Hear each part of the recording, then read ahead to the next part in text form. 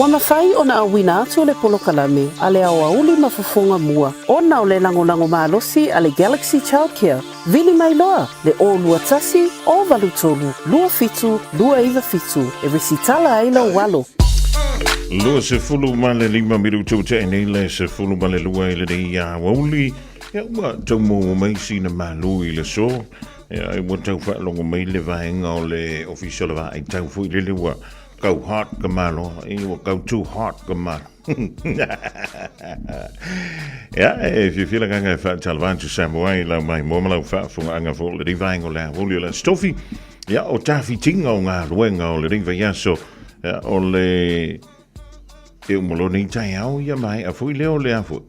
O le masina ni o February lua afe lua lima. Ua tai maua stato ai le nei masina. Ia talo si o le dawa uma fui lau inu manga o au whala au. Ia e pe o le talenga ia tunai matia junior vai loa. Ia o le fufutua uma nei ana ova ai atu. Ia e whaaka malang moanga lenga ioe. Ia ua fui lona soifua mano loina ua tau whaifo. Ioe. Ua o le mea nasa ia sola sa whaiai. Ia le mai taimile nei. Ia ua matana. Ua makang whaakifangi le lo.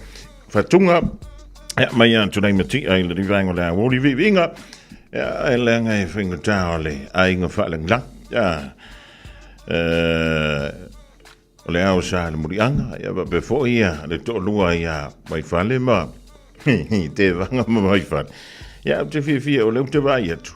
Ja, ole vo fa malolo mai ja, sunga ile. Fa ton zili. Ole tanto tawanga pese vallen anga.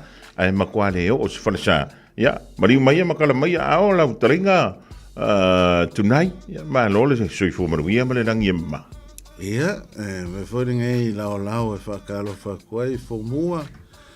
Fa pe foi ia le sila mai mo ma fa foi ia Samoa ao ia mai lo so se kafa ia o mau mai ngi fa sala launga ia o ko sa ma fainga ka ia ngo aku ia fa kingo ko sala.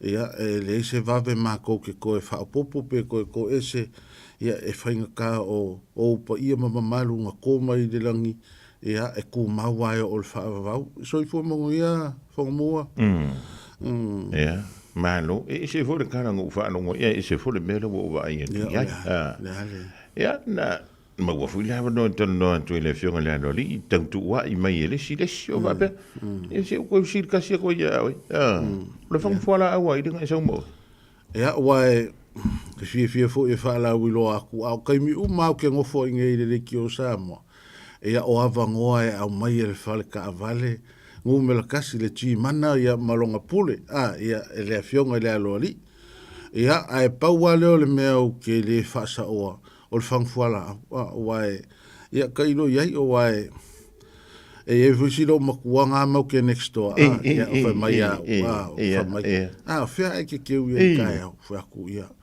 e le ma fakalanga ma Fofogamua ngi le ut e fa mai ia o fa ku ia ai lango o le sponsor e ngal malmanga fo I mar fa ka vale le fa mo mo me la fa mo pese lo e fa mai vai pen kanga kariringa kanga ole winga o kala foi desse e o fa ia ka ilo ia sau ia wa lom ko pole le ke o fola pe fa feanga I lo e kanga ka pole vai ma masalo mia o lua ma le alori fa mai vai pon kanga kare le lo pela ngonga I ki ngore lo makua o lo ngo winga o si lo maku sa popula mo nga fo sa kara ka waso e au popula ko e vai ma sa no se kula nga va penga e po lo wa si so o fo o ile mo ko si lo makua nga wa ki di nga por le va I si lo makua ko si makua se ole foi le ka ke fia ka si nga I kanga ka foi e pe fo ko si o lo manga ole menta ua ona wa e tofo ye le se nga fala o to ina malo man to wa e se ele se suena fala Ya, malo le sopo, malo le fa malo si mai ya na fo iwe e tau mai. O le fo toa umonga u fa ingua kua fola au taito la ko ia. I fa pe foi si ko ina ele. E fa mai anga ia o ia healthy. O la e ka unga pa mai ya sionga fa le kua po sionga pule ia filoi. Ia ma fa pe mai. Fonga mua, ia ko kua nga ma o sia peli. O fa ala pola u fa rongo ia te to fa me o ia pule ko ainga pule I longa ainga pule ko ia e fa malo si mai a fo le kalangoa ia o le alofa mai fo ia e ka ke vai e kwa le fa ngo fo le moe de po ako tolu ta to fa no fa sanga I lunga ia nga ia le ke ka boinga ia o le ke si de mainga o fango vai ai e pasi ku ye ko inga wa fu ia nga fuala o le o ke ka se fa pe le ki o le fa se fa le ma pa fuala a o ko ofisa e ku so le mele a le fuala a wele o ia nga ngire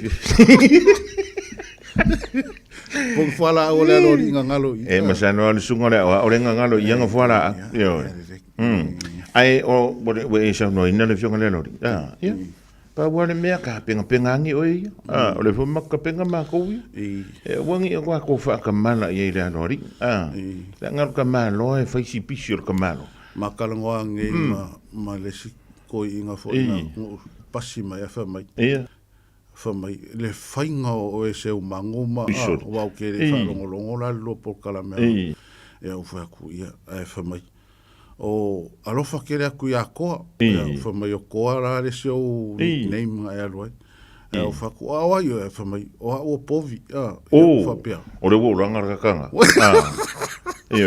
le wo langa ka kanga o le ka ko nganga denga kere nga mare perepe ako pa o ka ko I male vali ako o ko ulu le ma marka ke ka ua ko lore ngonga I roa de dei Fofogamua langang keding sa umala umai menga oi mala vale usa o inga amaka nga wele pa povi arka ko e karesia o le ulare e kele me fa ka ufang susu o povi ai ko fa ka uma poviola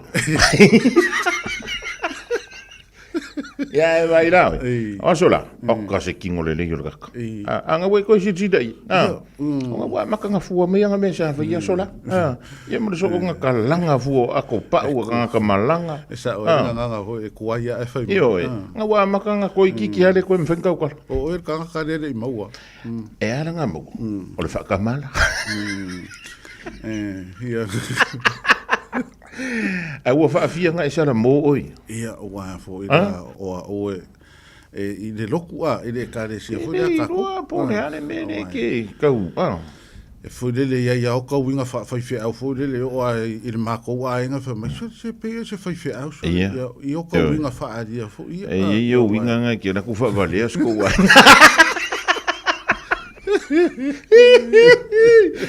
ia malo o le mea taua o nga wa fe loa I go inga o mika ia e pea no fa yetu wana me sa fa ia sola ia wala kia le lava long sa I si sionga fa le kua ia wala e foloa si lo makua I le kaukonga o ke lo po song fa le kua po se soi fa finga ngala o ko a fa pe o sesi o longo winga lo pe se kausi ma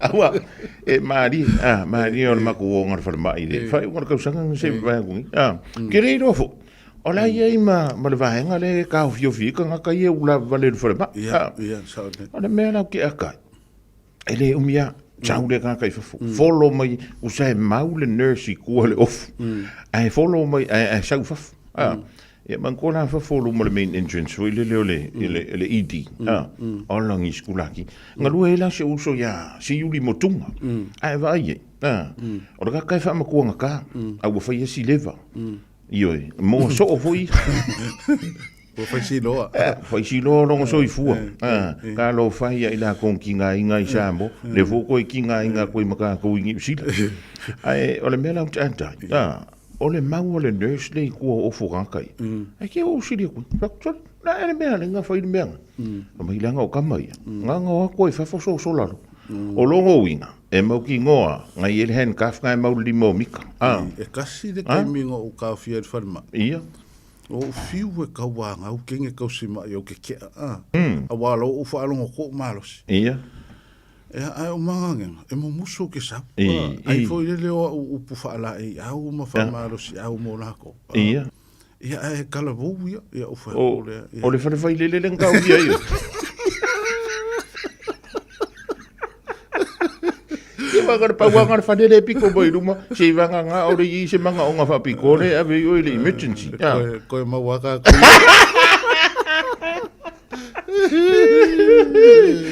Ia, le lei, ma lau whaavuta. Ia kego. O laua i eres kaka laua ki ia waka. A wano ringi ia so whaasia sia. Ia, na misa mai arkai au, ma fua mai a fua ia. O kako ilo fo soi fuanga ringi. Ia. E whaapenga rawa. E mo moe fo i ore rei, e whiara mai wa. E wha good morning ai re. I fōri ngā fōri. Ai si na whia eri tuna. O kako kangaka. E rei roa whare karanga good morning. O re. E ke whiu e wha good morning, smile. Kalo kalo kui. Soli, alai wha susu mua. E se mafuanga. Nei se kupe.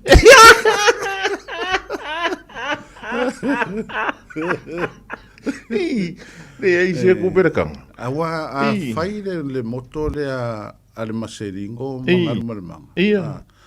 E rua mea o le makiwa whaafsanga i mari whee whaakamari. Iyo. Le ale mea lai whaangongo ai fua. O masa moa maisia kongu e ke smile e ai. E ke iau whaapea, ke fia kau sami. Ia. Ke fia kau mafa. O ngau smile. A whaapea lai le se kupe koe wha uu. Ia o le halane mea la mwhao. Ia, o le ngā. O le aso si le fia le kala anga o soi fua o le uso le ia bulipola Wayne. O le angi wha maumanga ia ki oi. O Wayne. Se a karongo mai. A whape whasanga i bulipola markanga ka voire re. E re i mafuka whakasi a Wayne. E kasi a le kau o le angelu. Ia. O le angelu. O e whapea, o ka whiwhi e se rea mi o le rei, o le kamari i, o le kauanga whau. Ia. E ara o whai akuro, o i se aka i me whao so e weinia i a sākang. Ia. Ai le o le riu ki mga ngaka le o ki Apple. Ia o wafo i nga pa u mai le rau lang le ropa. Whakaro whawei. Suma upola. Walu fi ngau i o lako kampangi. E re koe fia whainga lue ngā o pio kako. Ala walu whakawanga, au supa, i so le kāru sangar kampangi. O ia fia whainga lue ngā po. Ka siala umaki. Molo ka me kiki po le, po le whaia vahe le koe fia kau kua kongo se ai. La sa oi mai kau o kui. Nga sau lea moe pio le kampangi ki o le ai ngā voi. Ia o ai whiwhi e ki ngā o le. Ia. O se on whariko, ia kakere ki o fo. A wau o maso rivi, o maso mai. Ala o whaasolo ia so. E ke sida fia oi. O loka ingoa. E pi o le mea fuar ngakare. Wiki engi uma. Masalo au kanga i whaali siki le whaonga inga o loka ingoa. E re o whaonga ingi meleli. O seu mang. O ke masalo au waku o iska ko whareo. O skama o seu mang. O seu mang hoa mea. O se e ko e me kengi ki ko le mele karangoa me whama i o le where pāki le whareo le ri. Ia ai o ia wena o au ia ngaru. Ia. Ale mea sirira, o le ua kako whisanga, e se i kakala koi, o riska ngakare ki ngā inga i kele le whao ngā fua o loka inga. O le ngakare sua whai alo pati whalariko. Ia, po le makua kaulangi ia te tukalo whai le a inga le wha ave i o le subafu. Ia oi, a ngaka, a e ngofo whaafsanga i bea ruore. Usa o lawa karangoa mailus whelo ia satan. E kusa e o le whaakofa. E si le whaavivirio ka pau a karusi. E o e lau whaakofa, au kere koe karikonga. E o e langa emo mai, tori. E si le lo ka ruka ki whaasanga le la. E o mangkofu ia e whaasanga le la, i senga ia lau. Au kamai. Makua, ke whaalonga kui lau kingo pe i e mangiki. Yo. Ma losi o le. Va ai ka ngaka hoi. Va ai mamau. Yo. Ia e pahuanga. Karusi e umi. Yo ko inga fo ngi e whainkai anga o ingi. Ka ko ngi ia mi ore rei. O le vave ia nga mauai. Ia o kamangi. Wa o sua misiru ki sua res kanga kareanga. I fiu, ia la kako vai e inga uola mai a uola ikiki. O misiruki ala, o suare la. O mea re kaimige, o i are la. Ia, ora ngā. O le a ea ni mere e ingi mea o fuala au pongi kui o. Ia. Ia, ai whamai rea. Ia, ke rei roa la po le mea e le inga kāmi o le anga peo ngi kangaka pe. Ioi, kusa o kama ia. Le anga lai e kumur whale voi le leo aku le au vaenga i e whale ko. Ma ngofo. Ia, le mele, sa warkana voi, ku e pe whaka aka ai. E ke vai e kuro e kumai. Ia nga kua kuro le usus ka ko pese. Au ke manga ola. E usur pese voi le.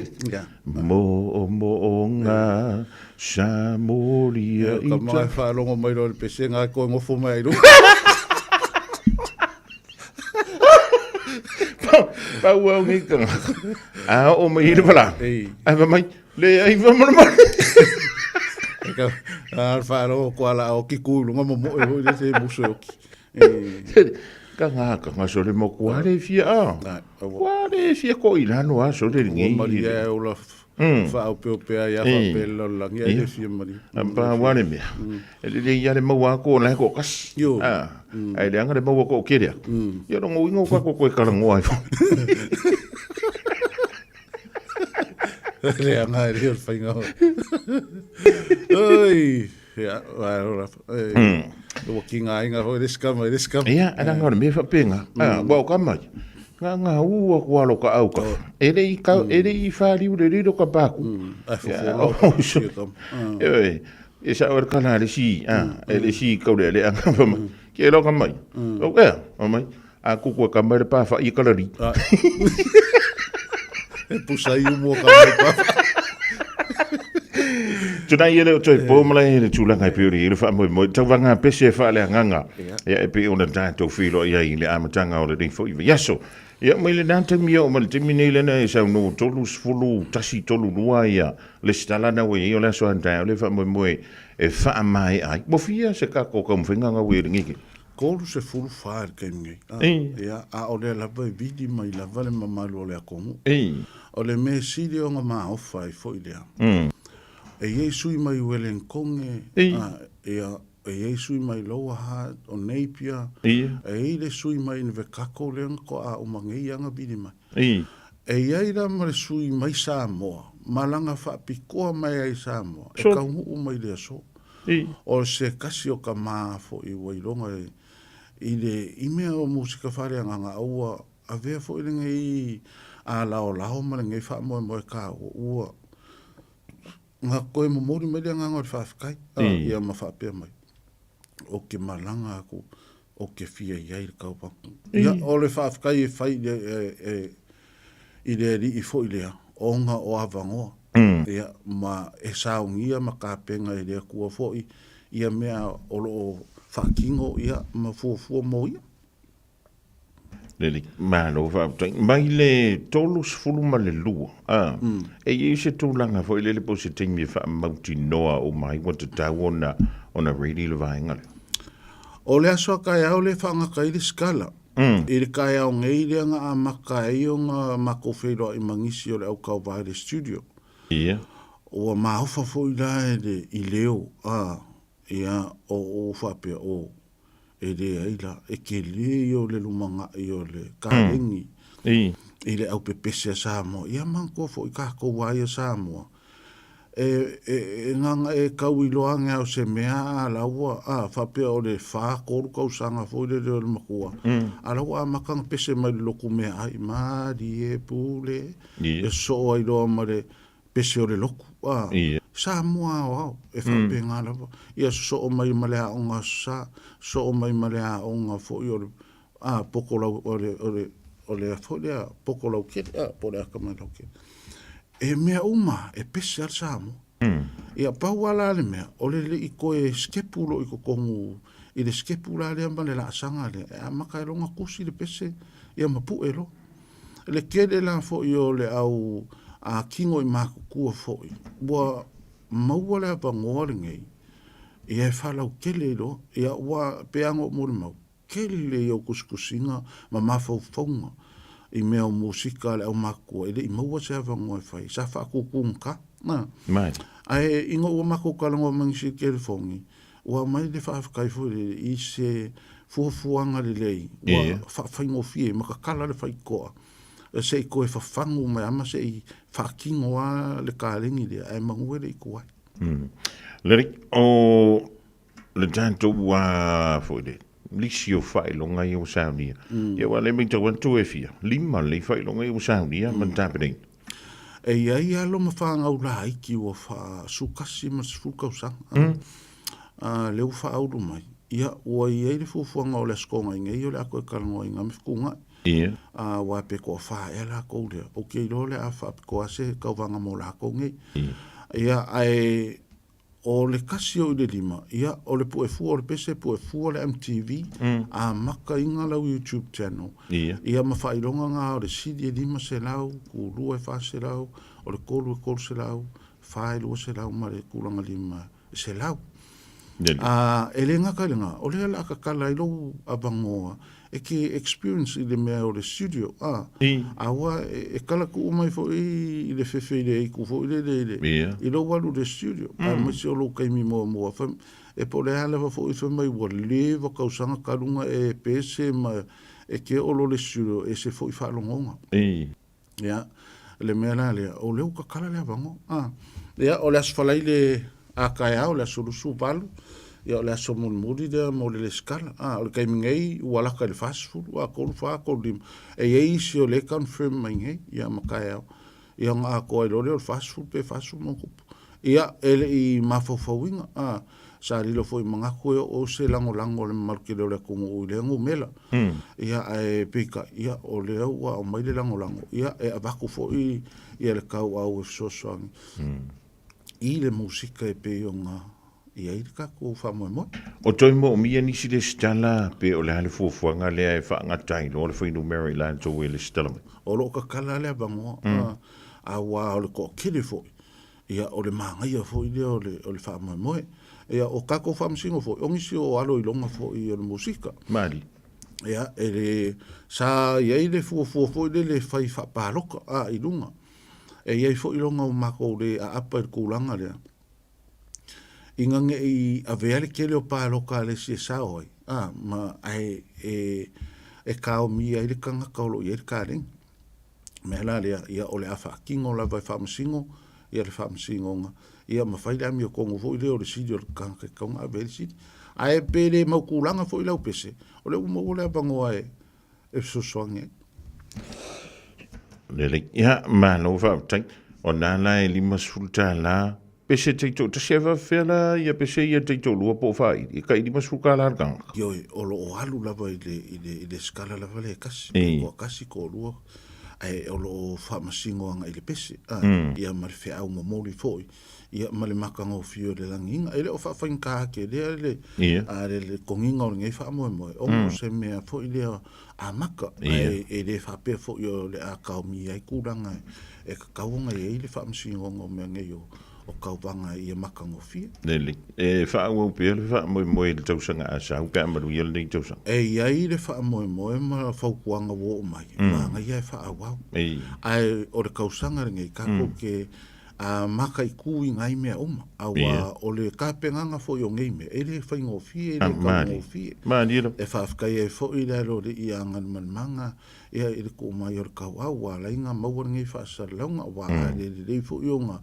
longo pu ia I le mamado le kongo ia ele a mo ia fo le lango ia ai vanga nga fo I wa kari kongo inga se kasi le fa ki ngonga ngai me ia o nga mai le lango ia fa afkai e fo I wa o le wa e ui lava I ngā lua le kari kongo inga o lea lava e wha mai lea kongo lea o skama le o a le wha maongi le whaingo menge ia e mai se a o i o le kangaka e ko anga I le loku kulanga whapenga ia o le mea ta wole a ve fole nei wha moe toi o I se whale sa ia mo se I toi mafuta I au nā le ari ia e le ai o foi ia o le o le ola mo de ri ia e ala I pese nga fo I ma markare ai le o fa pe wakare ko yo o farsa o le mori mau e tuala Ipolito le fai mai oi sia va ia oi e le ngantel farsa ia o me fai fo le fai pese ma le telefo o sa ori e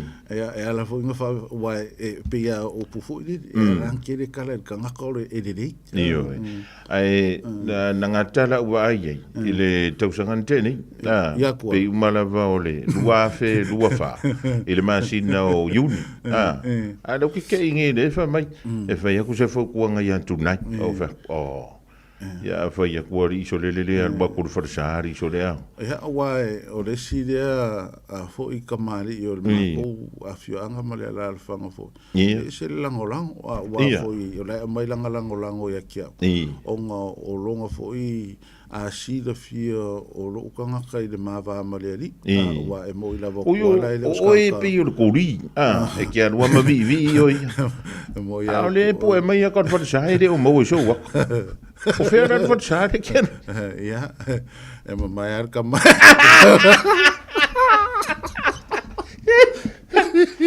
sa o de o ke lo ma ku ari e va kuri e so mero ngua e ma fai e va ku e va lo mai o se fa mai o ma ara e pa ir pu ya la no fa mai foi ko inga voi de varia o mo foi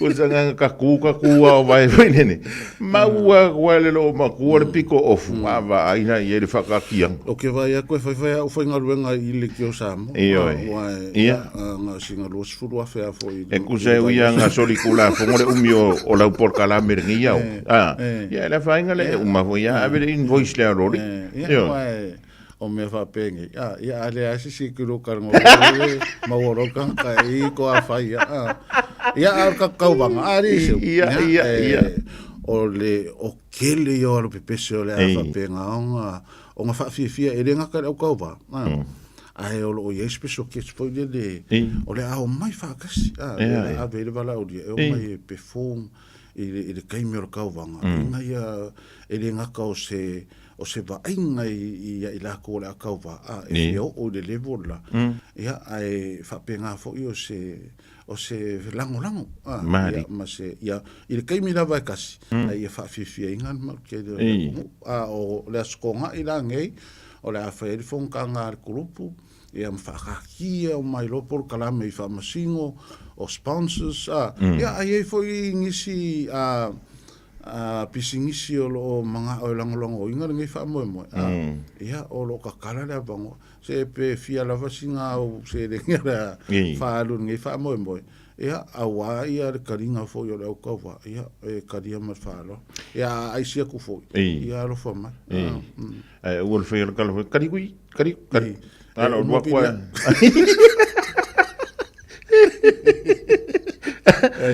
o marca o vanga o que se masere vidi me le ya me le do meral ta telefonia tunai le vango la o ku mau ka pe pau fale renka karango ai foi o ke ro ka waranga paulo le mele la ka pure ko ai suka la ma lima kara o le matu o lima tala ngata mai ia o ke ro ia se o le paula ngal maku o le se sai ia por que le me fa o le aso si la fia ia ira me que le me fa pe o le furu ruwa ia nga kama ia le maku o ka me kiki se furu kolu longa ia wa ka longa nga ka par furu kara o mo wingo ka me ki pupu umare wa furu kolu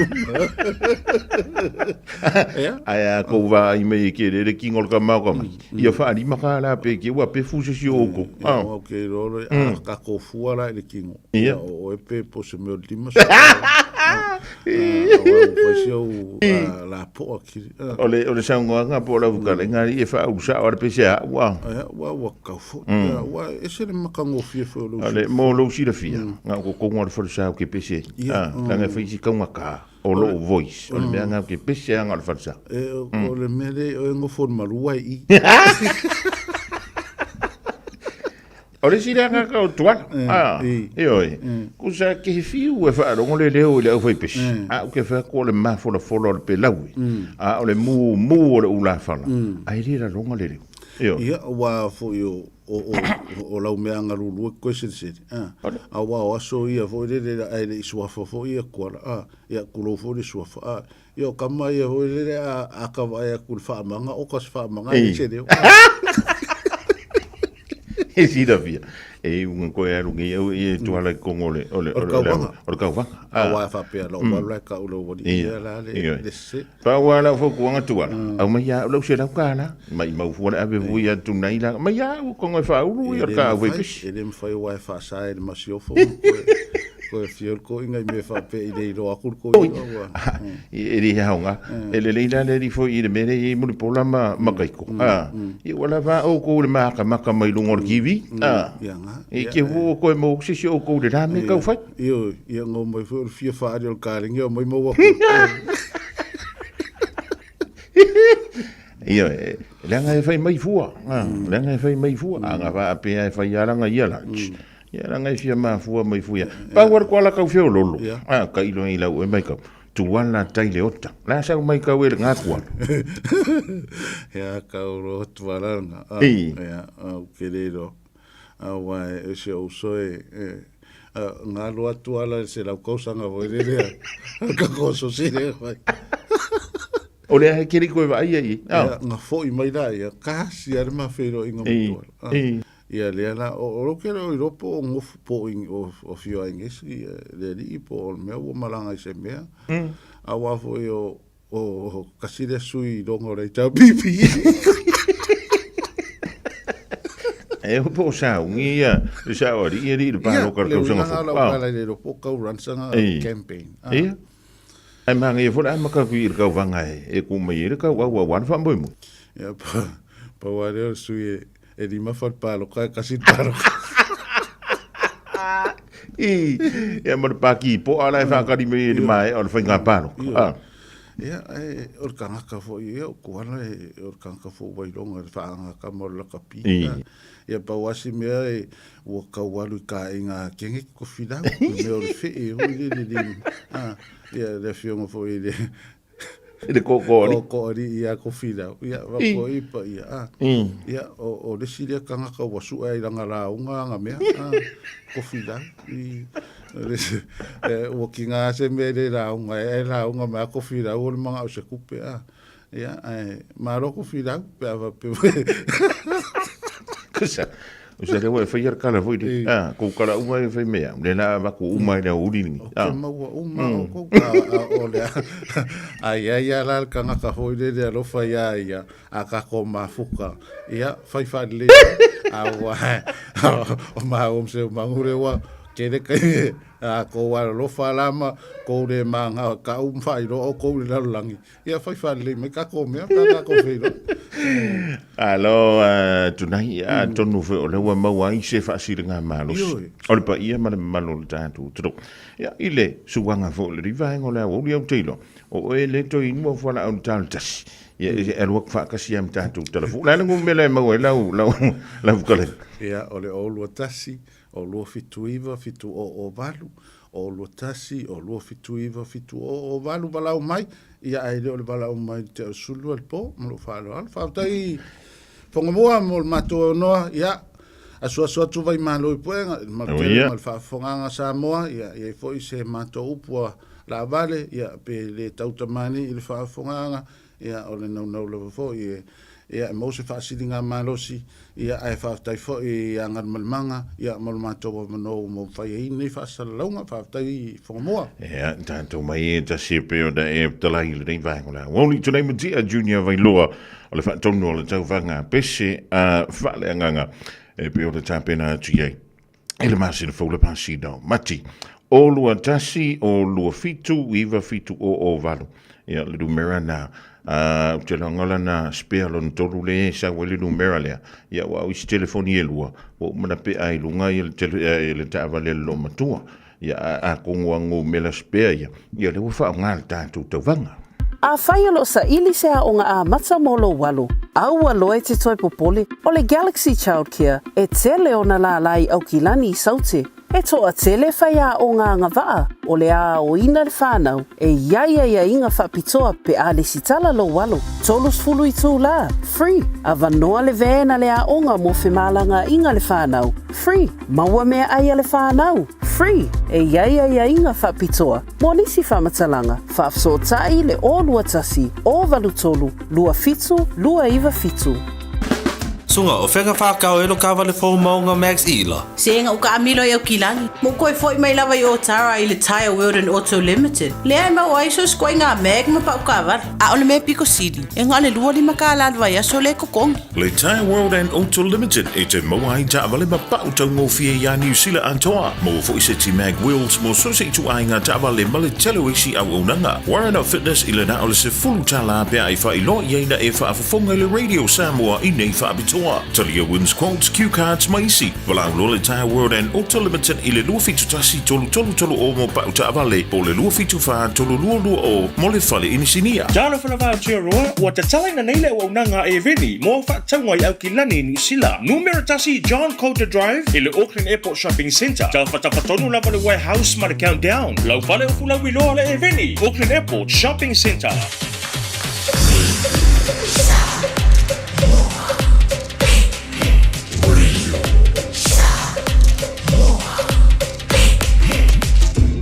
Lima iwa tu, amo.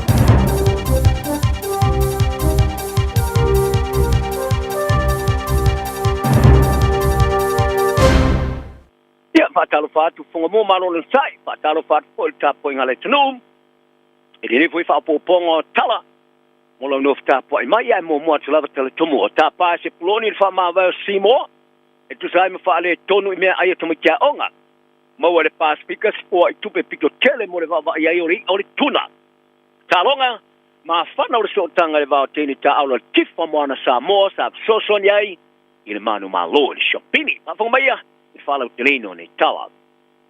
E te tauna minister langolango le matanga luenga o onga David Samoa, o na whaate eina I le matua I le maruia leo le tilivaina.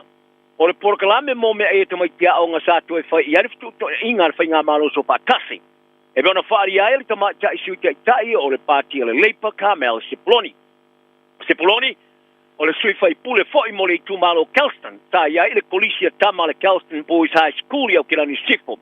I le aso na nawhiri teimi o mea ai tamai tia onga le Aoauli. E sili mo le varu se lau tamai tia onga sa leina I whafole no whanga au tua le onga mo le pikino o la tu mea ai. Li piti ai petu sa ma le tu ono le au whainga luenga, e au fi ai ma le ulua onga Adeline Blair. Ma se vaengo tamaiti sa so soni tu whaino me ai, e sa palaia le pita pit. Sa whaakone kalateina I ai le kampania le Compass. Sa ofo I ai le whainga maloso whaatasi e sa palaia me ai mo tamaiti a onga. Paria Blair, o pusa me ai la iti au fi ai le teriyaki chicken, ma fuala au po veggies, le brownie, ma se fuala au somalie. Ha leo le apu le plum. I le kai onga lava mo tama le onga. A e sili atu lea na ilo me ai sasa palai al Compass, I le amatanga le tau sanga. A sa iai fōni na iasa sa misia me ai mo toiki. Paria Blair, o se tasi o whaia onga sa fautuaina, o nei me ai e fōringa mai ele o le lei, mo le ai. E pe oni me ai e mama, o na toi luai le tu tono pusta. Pusa me ai, e le manai e se pa ai. O se tasi ne o onga tu tono ni sila, o whai loa so la tau le fia I me ai o sa palai mo tumatia onga I lalo le por kalame. E pe ona whaia I aiftu tona inga le whai ngā malo so whaatasi, mo le fia whaasau ina lor se lau tōs por miliona tā la I le tau sanga. O le numero tamai te sa waina tau singa na malo o si tia. E pe ona whaari ai le ripoti le vaianga tumba oti mo le mate tuino tamaiti. Le Independent Children's Monitor I po le ICM. O whai loa ai fhoi, o tangata televo wele o mawaina lava te pula au tūlanga o tau singa. E mana o mia le tūla whonon. O le ofisa sino le ICM, Aaron Jones, tai whalia. O se tūlanga le manuia, toi mo mia le tele atu se lele e whaia le matanga aluengo tamaiti, a le oranga te mariki. A ele o ieiso na wha moe moenga, o le a tilo ni wha le leinga o le aiai, a ele whaia le isi ni poti. Ele ni poti wha le tau sanga I tau singa, a le Experiences in Care Report, o lo tilo ai iusta inga, e le ofisa o le tūla pono, o le tūlanga o le tau singa o ao, po le National Care Standard Regulations, ta fata o toina te rumaile luave se fun mariva. Ta whaari ai Jones, I le tilo le tala anga o le olo le tamai tite lima tau sanga o le matua ina ua amata o na lipotia le tula fono. I le temi nei, wa iwa tau sanga le mātua. I le temi atoa o le toa tele o tamai. I le mawaina tūlanga o tau singa māsani mo mia e le tula fono. Tau singa e lato te mo mia ina ma tala whea ngai mo i la tau. Sa maua e le ripoti o le iwa pasene o tama tanga telefou ai pe o le toi titi lava to tasi ma le to se pulo i la tau i nei tau singa. Ta sawa ina ma fata mala iai a o iai. I tau singa na matanga aluanga o tamaiti. I le si itia lea mai le whasalau iwas fulpitu sa iai. I le lima selau ma le fitu. O lo ilo ele tamaita e minister pui puinga whapitfita ni Sheila Judith Collins. Ia maratu whaari e whapea o wa atau o le fitfita le samia seina e tonu olo i ane wasa tasi mane. E tau wawolo whapea o ina e se wa maulu e pao aina e le niukilia. E leo te ena e sui fita Australia i le iau se va maulu e pao aina lea ni nuclear. O lo tau to aluaina ma nei va tau e tolu. Mai whao na wha mao popo ina nei ni whamtalanga e winga iai. Sa longo ai Collins is whamtalanga le le New Zealand. O lo ia ilo ina i le manat whaari e winga i se va maulu e pao aina lea e nuclear. O lo wha pao ina nei va tau e tolu. O va tau e tolu a saina sa tu o ia i le whaio la tō whate te inga i au penga moni i le whae ngora vaso. Nga mafu ena to e suia la vao valele. Le sa whaare e saina le sa. O nei tua inga Australia i le lava o se teime au ina tua se whaalinga i nei whaate te inga o se whaatele. Ta whaare ai le minister vai whafo ni usila ma wasa ma ne Winston Peters i le so. Ina ua mai a whono tanga malona sui whawhea ngai Beijing saina. O le au se lapta inga le ma ia saina e winga i nei whaate te inga o au penga moni. O le whaale tonu lea i le so tanga ni sila ma saina. Wa fai joina le pāremi o le atu kuki le whaau whairi po te ni usila ma tangata whapitoa i le wha vale valea o le lato tiu tino. Ma le manatu whatau vai whea ngainga tolu i nei sāsta i le vao le atu kuki ma saina. Ma le lato tiu tino e valea le moto le Pasifika. I le leo se mana malama i mea e o iai i ana whai unga whai. Sa fai joina i a Mark Brown i ne manatu e whapea. O le whainga pā anga o fuakuanga whata o to maisi marienga sāsta i le atu kuki ma saina. O le afsoso ni e wha awala mai ele militari a saina le motu. Ta whai joina fo i le li pāre mia i stau mwhainga, e so o tai lea mālienga ma saina. Mo whate te ingo mea tau moni o vatau e tolu a saina, i le whai ingo le vai asu i le vasa tas mane. Ta ripoti ai o le tamatai professor suenga i pui ngani stila sa i whalia. O le mālienga o le amwhai e saina, o na telation awa i mai il Pasifika. O professor Longlango i University of Massey Anna Powell, sa i whalia. O ne mālienga au pieri fausia o saina e vaa. Wafu, mamalai vaa lele le motu. E mo whai ona tilo i euni fausanga tāu tele. O le a langalongo ai le whai tau se furu o vaa ringa te whalo saina. Ta listarina le Pasifika le tausanga o bawae. Ta e tā wai, ia saina e tau wala mai i whai ngā business i whapolinga. O le a latu mo whai ona whaavaina se ava noa tele o lona awe mai le Pasifika. Ino sitting ia i sona langona e le whaavasingana Powells, a sa whaalia Brown, se mea whaavale valea. Wa iei se whaamoe ngā maulunga o motu e sumar whaere Pasifika. O le ama whai ona sili atse le leia lato te vaa i aile tūlanga mauore o le tuna, i o lato o ngā sami. Ono se fisoso ani telos fo i tupe mai le whaalapo tonga. O whaatupenga o le taulanu me mata po le Green Climate Fund, i po le TCF. O lea fo i tupe tu sa male te lau 5 miliona tala Amerika. O tama uina le ofisa mo tangata Pasifika ma le whaasau whaavau malo, the Conservation International and Pacific Community, i po le SPC. O le min stama la o whaale natura le mo doni we, mo na ainu u. Ta ia longo le proklame le Radio Pacifica Waves se whapea. O se tasi neo fo ai tupe pito tele ale TCF, o ma whaia ia moto le Pasifika o na Southia, iai. Pari ainu u, o le tuna o tau tele o le ngate ale tau mafa, ai whapea ma le malu pui e te maa ainga maua. Ma lango e foi le whaitau se fulu ma se fulu afe o ngā luenga i le itulangi. O le melea, o talia fia ai so se ava noe maua ai ni whatupenga lango mai paanga le Pasifika. O le tasiva e tolu ria, o le tuna, o lo whango teina le rolangi atoa, e maua mai le i moto le Pasifika e au fiai ma Samoa. O le apolo sia nei e le whainga malo so whatasi e se tūla whono le tai whatau sanga o no whainga le pāremene i sila, e fua le se wharinga lau tero langona po le referendum. E beona tauwha i oe uma i ei pāti e tolu le whainga malo. O le minister o whamastonga Paul Cosmith, la ia whaia lea pola sanga i lea so. I taro tā longa, o le maa whana le so tanga ma le whātua tuanga i le vāo tamai tai tā au. Tā whausia ai ni nai maa sino o te haunu ninga, o le ki au tūle nā le maunu maa lola au ni te polo tamai tai sā mō le tā ma le sanga, ale, Pacific Ocean Sport Netball Series de Brisbane i Australia le Vastuwai. O le manatu le nā le whaia o ngā whaurulu o le tifa moana Samoa, Natalie Matthews. Tā pai nātu e vema whaia o ngā le au ia te sema. Pari ai Matthews, o le maa whana le so tanga o le au, tā tāua tele ina ua amteina. Tā wha maoni aina, o le maa fua anga tonu le nā tā wha awa waile le o tā alo le au i Brisbane. Ai patino le teimo le pōre vale o le tā alo. O Matthews o lo iai Los Angeles mo na ainga mo sta poka. E pena tala noa i le le tōni sila Pasifika. Kai whali ai, ina wā mata le lato tōla o pinga sa lato loa, i lungo tista singa o le lato au se au malosi. O le mele sa tā o te le fausi o le mawhana o le so patasi le vāo tenta alo, e whafta iai o le tūlanga tolu nama le nā sa i iai. E sa sili ai lona pia tele, i lana tāmarasanga mua leo se whaia o ngā whaururu o le tifa mana. Tā manu malo mai tā alonga o le tāmarasanga i au fiai tā alonga i lima, o le whaasalonga o le tāmarasanga, ma le whaalua o le whaatoi la loina o se kotelani. Sa ave ai po ia Matthews se whaane de enga tele lana kapiteni Christiana Manoa. E peona ia taita ia le au mani tūlanga pui o le mama. E peona ia whao ngā ailo na malama, te lepe ai le tero o swainga i le tāmarasanga atoa. O le manu malo le tifa moana sa moa le tāmarasanga ua mautino ai, o le aoso ai lunga lona whaatūlanga no au tamata i le rolangi pe a whailoa i le masina fo ia mati. O le whetobu pola rau laka pi liki a le Warriors and New Zealand road to Vasa Shek. Ta ia whaia sina whasa onga, inisio au tāpua i tālonga i le atunu, Amerika lea, e le o mautonu i le se senga o le laka pi lua i mga ala i Las Vegas i Amerika.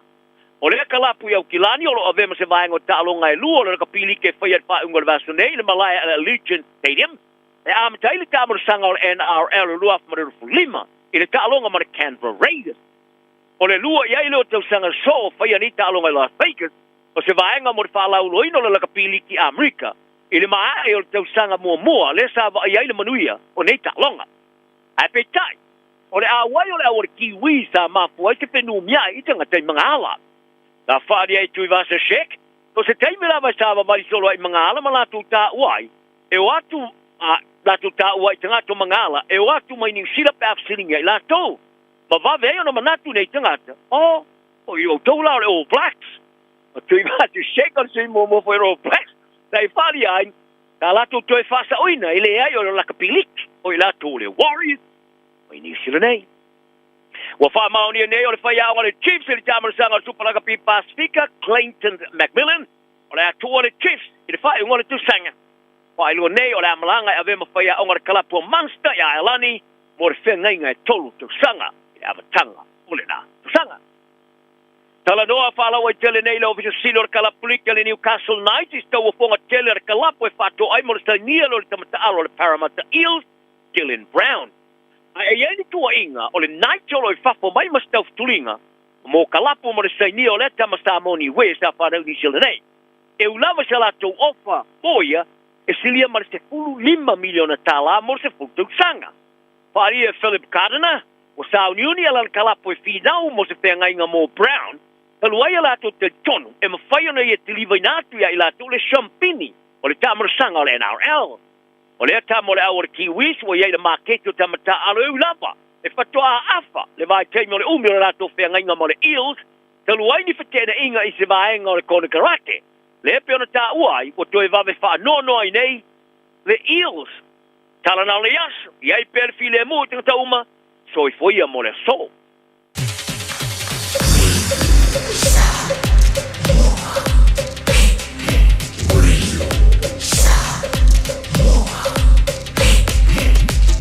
Tasi limoi vatu, amo.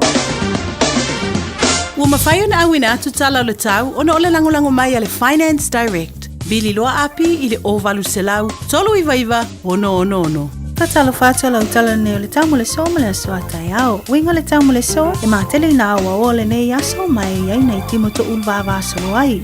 Tai o le ato i va ai le langi le mai o le tau i tu saute mai le Aoauli fa solo atu i le afiafi. E angi malo si mai sa vili mai saute ma le afalongo ina langi mali atu le Aoauli ma le afiafi. Bebe la fama wina luas fulu lima tikiri ma le malu luas fulu ono tikiri. O le angoto i fule lai le afiafi ana nei le fami nutete ai le tu lai valu. Mo le aso atai au ma tele ina le lewi ingo le tau e ono yai nei timo to ulu le tai au. E angi mai sa vili mai matu i sae mai whaatupula ielo na malo si le tai au a tai au. Bebe la fama wina luas ufitu tikiri ma le malu luas e fulu valu tikiri. O le au soa ele la i le fami nutete ai le tu lai fitu ma le angoto i fule lua minutete ai le tu lai valu i le afiafi a tai au. Lau tala na le tau mo le so ma le aso a tai au. Homeowners, talofa lava. My name is Api and I have a special offer for our families today. If you require personal financial services, I'm only a phone call away. Call me today on Orualua Ovalu Fafa Lima Tolu Tolu. Radio Samoa Tasilima Ivatolu Amo Radio Samoa Tasilima Ivatolu Amo.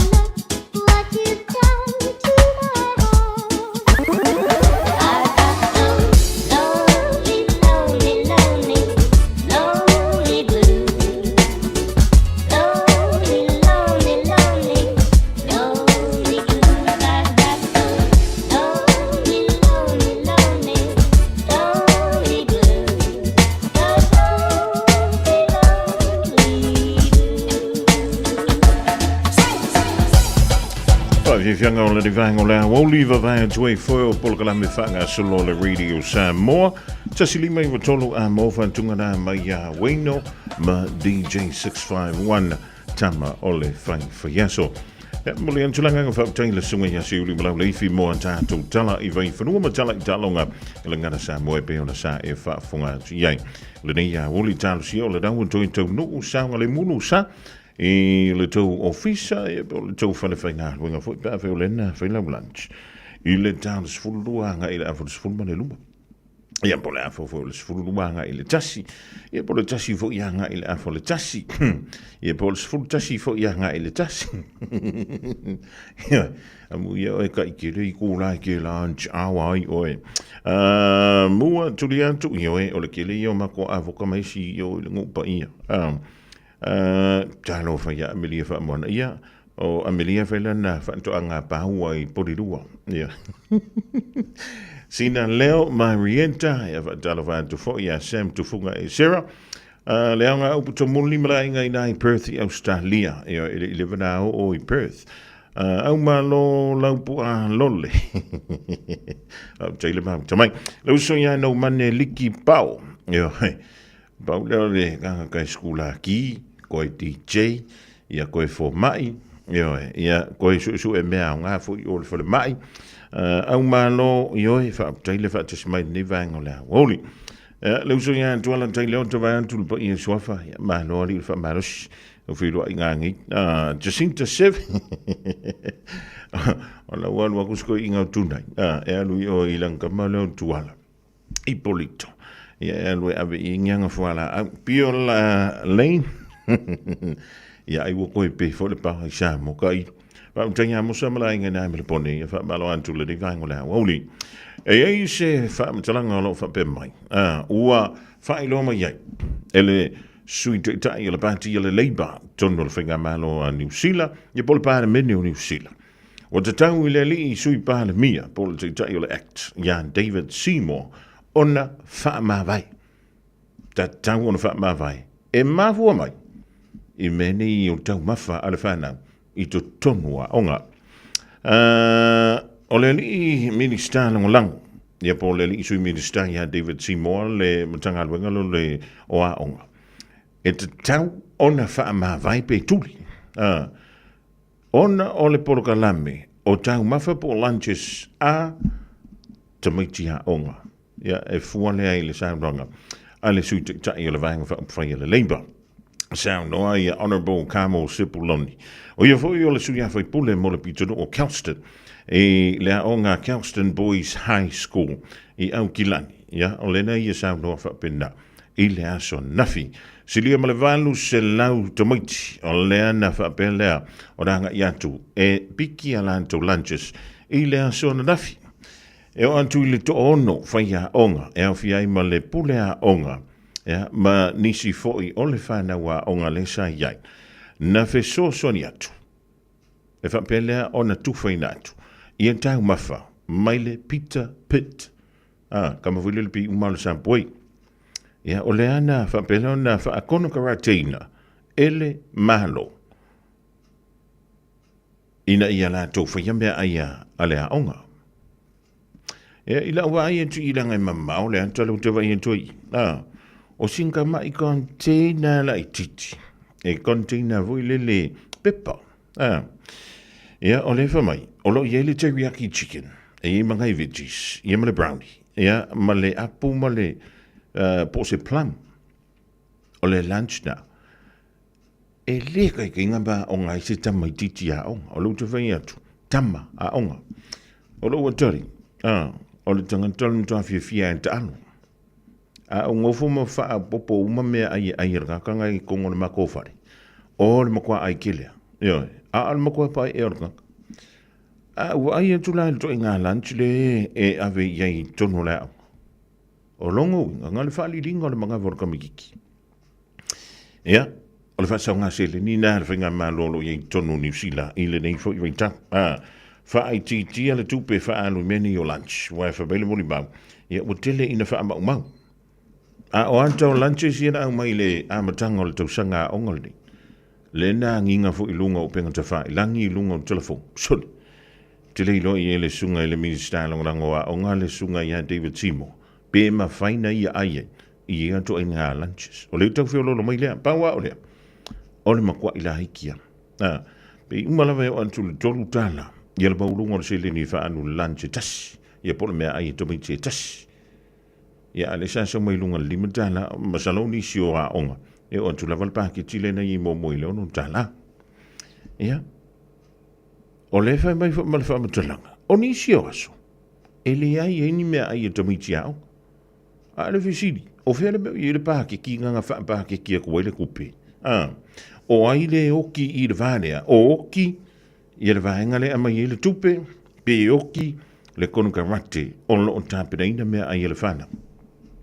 Ia e toi su e hanga i tua. Po o ai. Lea o lana matafa ioi. O le wha mautinoa. O iai mea ai e tamiti. Ioi. Ioi me whapea. E ke lea awala e whiu ia i soroi. Ai antanto oa e su e kakana e pa u iai le uru la. Ile e toi fo i tono le malo. Ioi. Awa a whape o le sasi pe wha le tonu a vatu le complain po le whaitionga. Ale a onga. A nga ele matanga alwenga o a onga. O lono winga.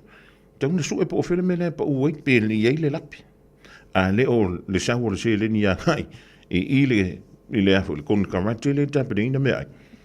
Ia ai fu se wha le tonu o le kon karate.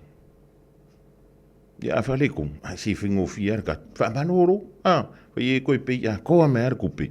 Nana misi ia yaso. E ave ai mea tau mafa. A whanau i le aunga. Ua wha aluona o anuantu i le aunga halo o antari. E ese ia lanu. Masano le masina tene. Na ua loatu. E ese lanu chili beans la avantu le lunch. Na ua loe e whaini si o matang plaiti. E koa rua kuangi. Ua ese fui fōring. O containers la ua awa koe lunch e salfana. Iau whea korona i re i. Chol. Ua sui fwe li raka. Wama i oi. Ua sui fwe. Ura mau kupu. Wha le he ko nguan sa palai. E peina e fōringa me fwe le li. Tala i e o me e ta. E pio i tātou company caterers i e whaia me ai he whana. Ia, e fua i ele sui sui. Ia, ko inga mea lai. Ai sui sui.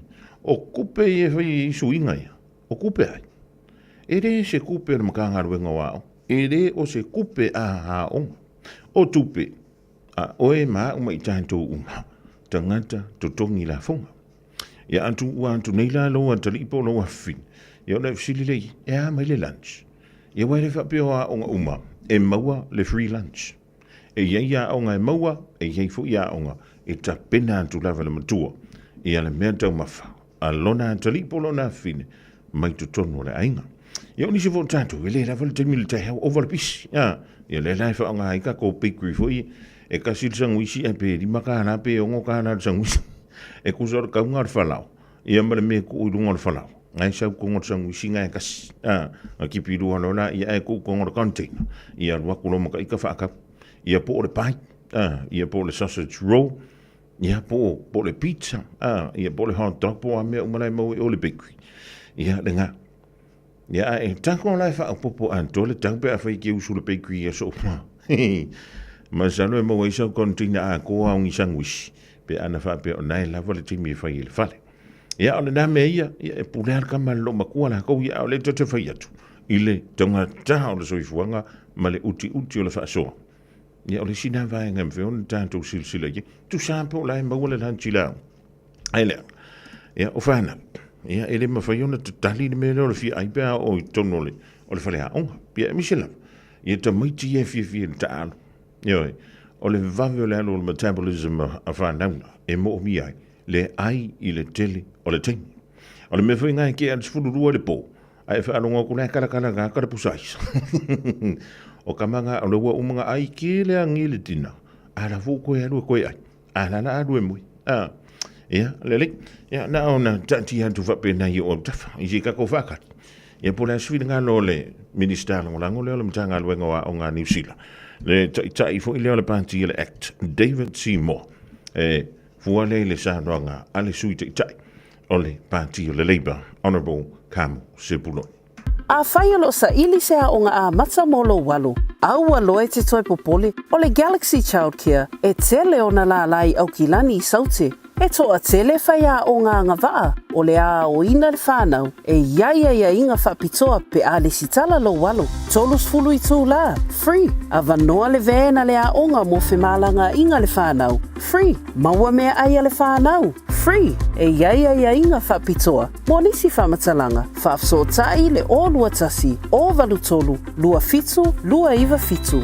O le Casa Beds and Appliances, o le tali o manaonga, I o loa e whaatotonga ilo maota, ini tau le lei, toi anangata, e mawai moenga ngao si tutono New Zealand, whaapea se tino fōa le potumalo lo, lau ai manofoa, TV, la au pese, usa aisa, masini tā lava, telefoni fe aveai, maisi. A whiu ane loa I le whawhituwha Great North Road o tau, po le tolo fituiva Great North Road I Henderson, le Casa Beds and Appliances, telefoni o valu se lau, lua, 5 o valu se lau, lua, 5 O e mo mia singa luenga le customer service, hospitality, po le avea fo I maleo. E te leo mautinoa, po o whea a matai. I le MSL training, mātou te whesoa soani atu. Mātou te malama, o le amataina po le toi fo I atu I aonga. E mawhai ono whaafaigatā. Ai olo o iai le mātou au whesosoani wha maoni. E taita ia malangolango ina oe I lau malanga. O le MSL training, o se ainga. O se no fuanga I langolango ina oe, e wha malo si au, ma wha manatu atu lau sini wha atu. Asi I le msltraining.co.nz. Pevala au loa, le o valu se lau, lua, whatolu valu. O lolu manai, e a mata atu, I inei. Radio Samoa. Taslima I vatolu. Amo. Bread of life sent down from glory. Many things you were on earth, a holy king, a carpenter, but you are the living word. Say it now. Come on.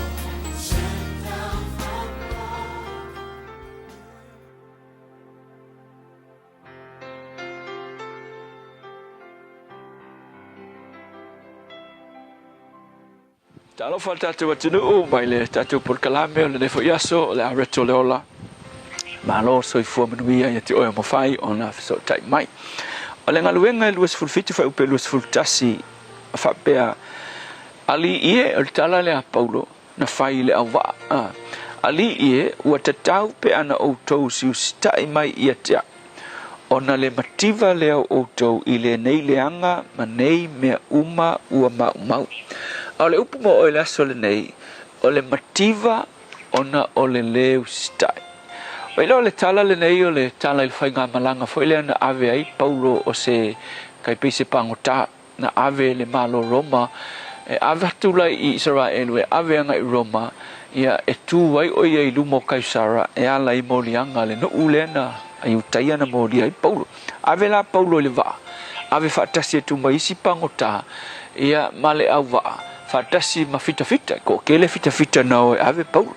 Ale mela vutu pualu le malanga wo otu le no ule na o kereta. O le ako e pu ele siva. Ma pa o loa fo ile o wa e fita male a. Ai mela vutu puang yangi mai matangi. Fe mai lo Paulo wa ngai lo mai le tua. O le fa le mele lumana. E on fai lo le fautuanga Paulo ile tai il to selau. Fika kai le tai fai ai. Ke loa.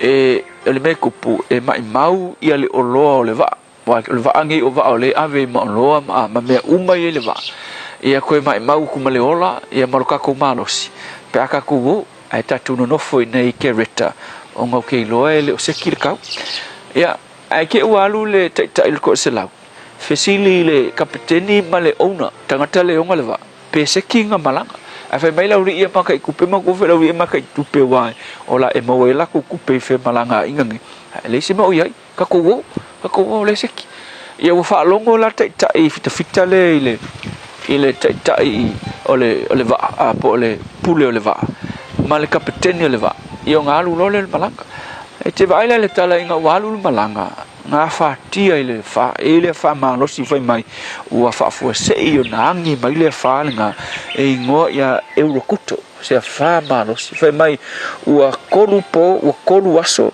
ua tele aso, ua laku le iloa le malamalama, e o i le ao whai mai ua leise la, pongi sa wha solo atoa, o i le po, ua le iloa le po iloa le ao, ua pongi sa wha solo atoa, whai lafo ina i lanto, walu whai mai tala pulu, wai u ina ave ese ina lo lato wha moe moe i le ola, umangaku i lato, le oki le mea uo mai, i alu mea utupu whai mai, ua lafo i lalo, uo inga ole awa, le oloa umai nga maka pea pea, le sa fi alu ilmalang, lafo uma i lalo le oloa, kai pio wa akanu teimia fo, ua kia i uma oloa, ua koe kia i se oloa, ua lafo i lalo le sami le oloa, le lai mafua loang whaita la polo, ona tua kulo leo polo, teimio le ai se wha moe moe, ua kia i le oloa, whai mai lo ta la polo.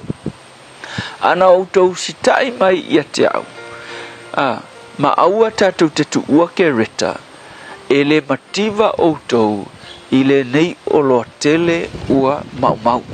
So i wila le tala moni le mena tupu au se le sona e au mai le tala le ngai whapea. O le isi mafua anga, o le soifua mativa o isi tangata, wai le maalosi le mativa ngai kai o le isi mafua anga, o le soifuanga le ustai o tangata i le tua. E le ngā o le makiva, fo ila le i le tino, le mau se mea, ai ke loa e mativa i mawhauwhaunga le lei. O isi tangata o mkwa makiva i mawhauwhaunga le lei e ku iai, e le tua, o ngā mafua mai, ua le ai se soifuanga usitai i le tua. So le lui foi la mo o le asul ngai. A fai ua e mativa i le tino. Mativa i mawhauwhaunga le lei. O le songa mo oe, to siaki lo soifua usitai i le tua.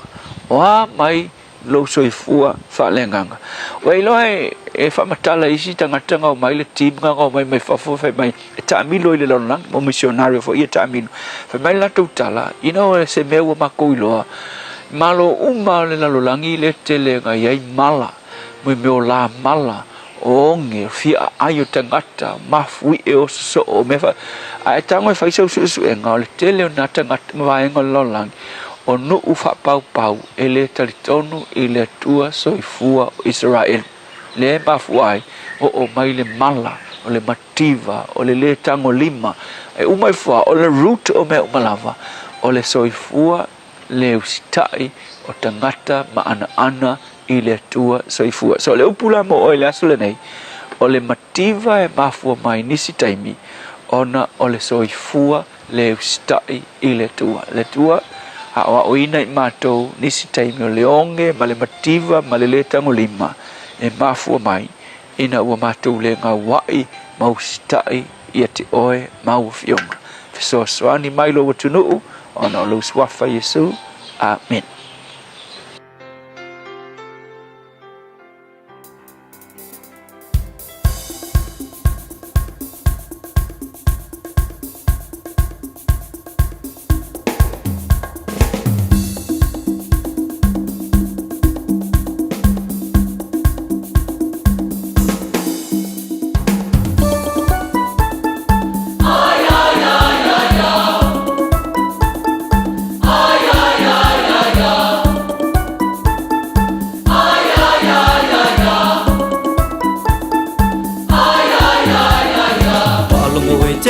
Matama ay ay ay ay ay to ang ala iya ilea onga ay ay ay ay sa ililuma na imo so oi luma ay ay ay ay ei ulele lo na tau nuunga ay ay ay ay fa lo maya oi le tu pulanga ai sa iya upese ya tu mafa amatala ele ang ali tau nuunga ole ola pe a ele alu ilea onga te ola manuge pe a e to anga ay ay ay ay ai fa atamala etele mawalava ay ay ay soy sentama na yo nos hapo le paso ahí a su nama se ribota hapo soy sentama na yo nos hapo le paso ahí a su nama se ribota hapo tupla tupla tupla tupla tupla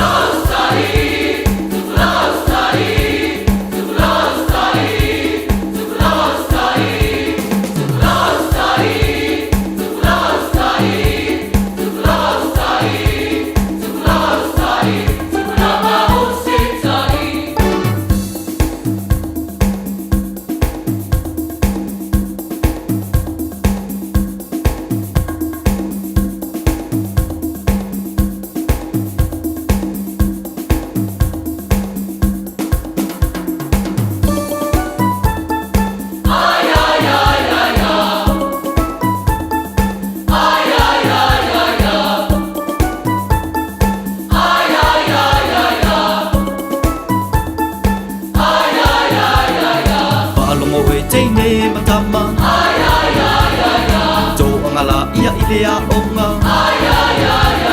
Sa ili luma na ibo aso o iluma Ei ulele ilona tau nuunga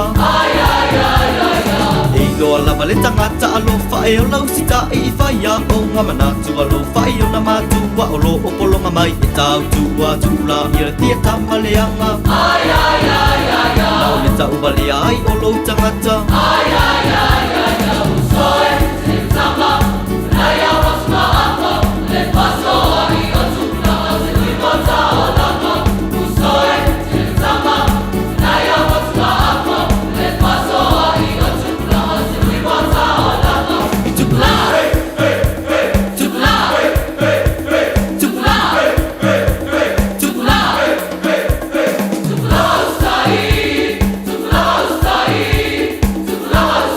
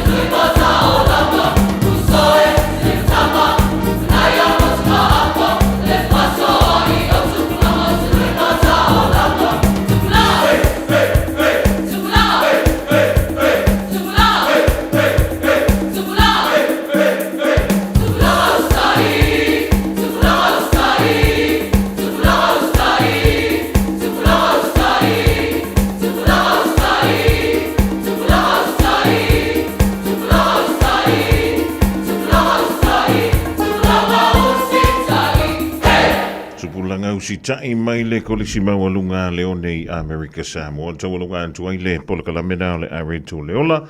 Mai a pasta la fai le copa o le Assembly of God. Nei fo ia so dofi e se le da o le meo le ustai. O nisi o tei. E tate le ustai e le musumusunga le musumusu inai ta ita. Man tua fuela utala le ventu li siasu. E lua musumusunga iaka ika ia so uma. O le musumusunga le alii. Ia ma le musumusunga.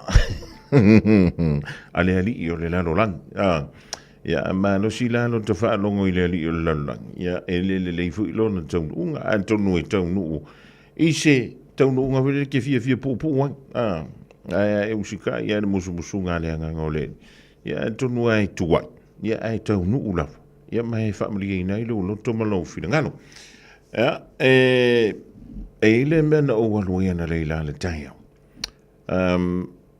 o lea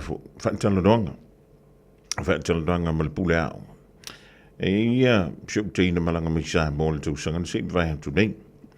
Ia, na whaapeleo na whaaulu i le tausanga, i la matanga o le dei tausanga. Stasio kolisi tonu i au kilani siop te nei. Ia, o le tali na tuku ina mai. E whaapea mai. Ka akia mai. Ka akia mai lau whinga. Ia. Au ve antuna ia le kolisi ia le lei. O te mana tua i le teimisa o alo o te whina mua mua. Whina mua mua wha mai le pulea o toi sau le vai aso lea. Ia o tu le vai aso na toi wha mai. Toi sau le vai aso lea la aso o tuai. O loan tu wha tolo wha mai sole. E kere i whakia, whakule iai. E le teina o whati. Se vanga nā wa au mai le tali o le mele o te mana o ai. Ia mai o se anganga nā whanga i tianga na leila. Mai le masino Januari na amata mai ai le lo te tu walu ma lo te tu uvili ma lan te whaanta wana.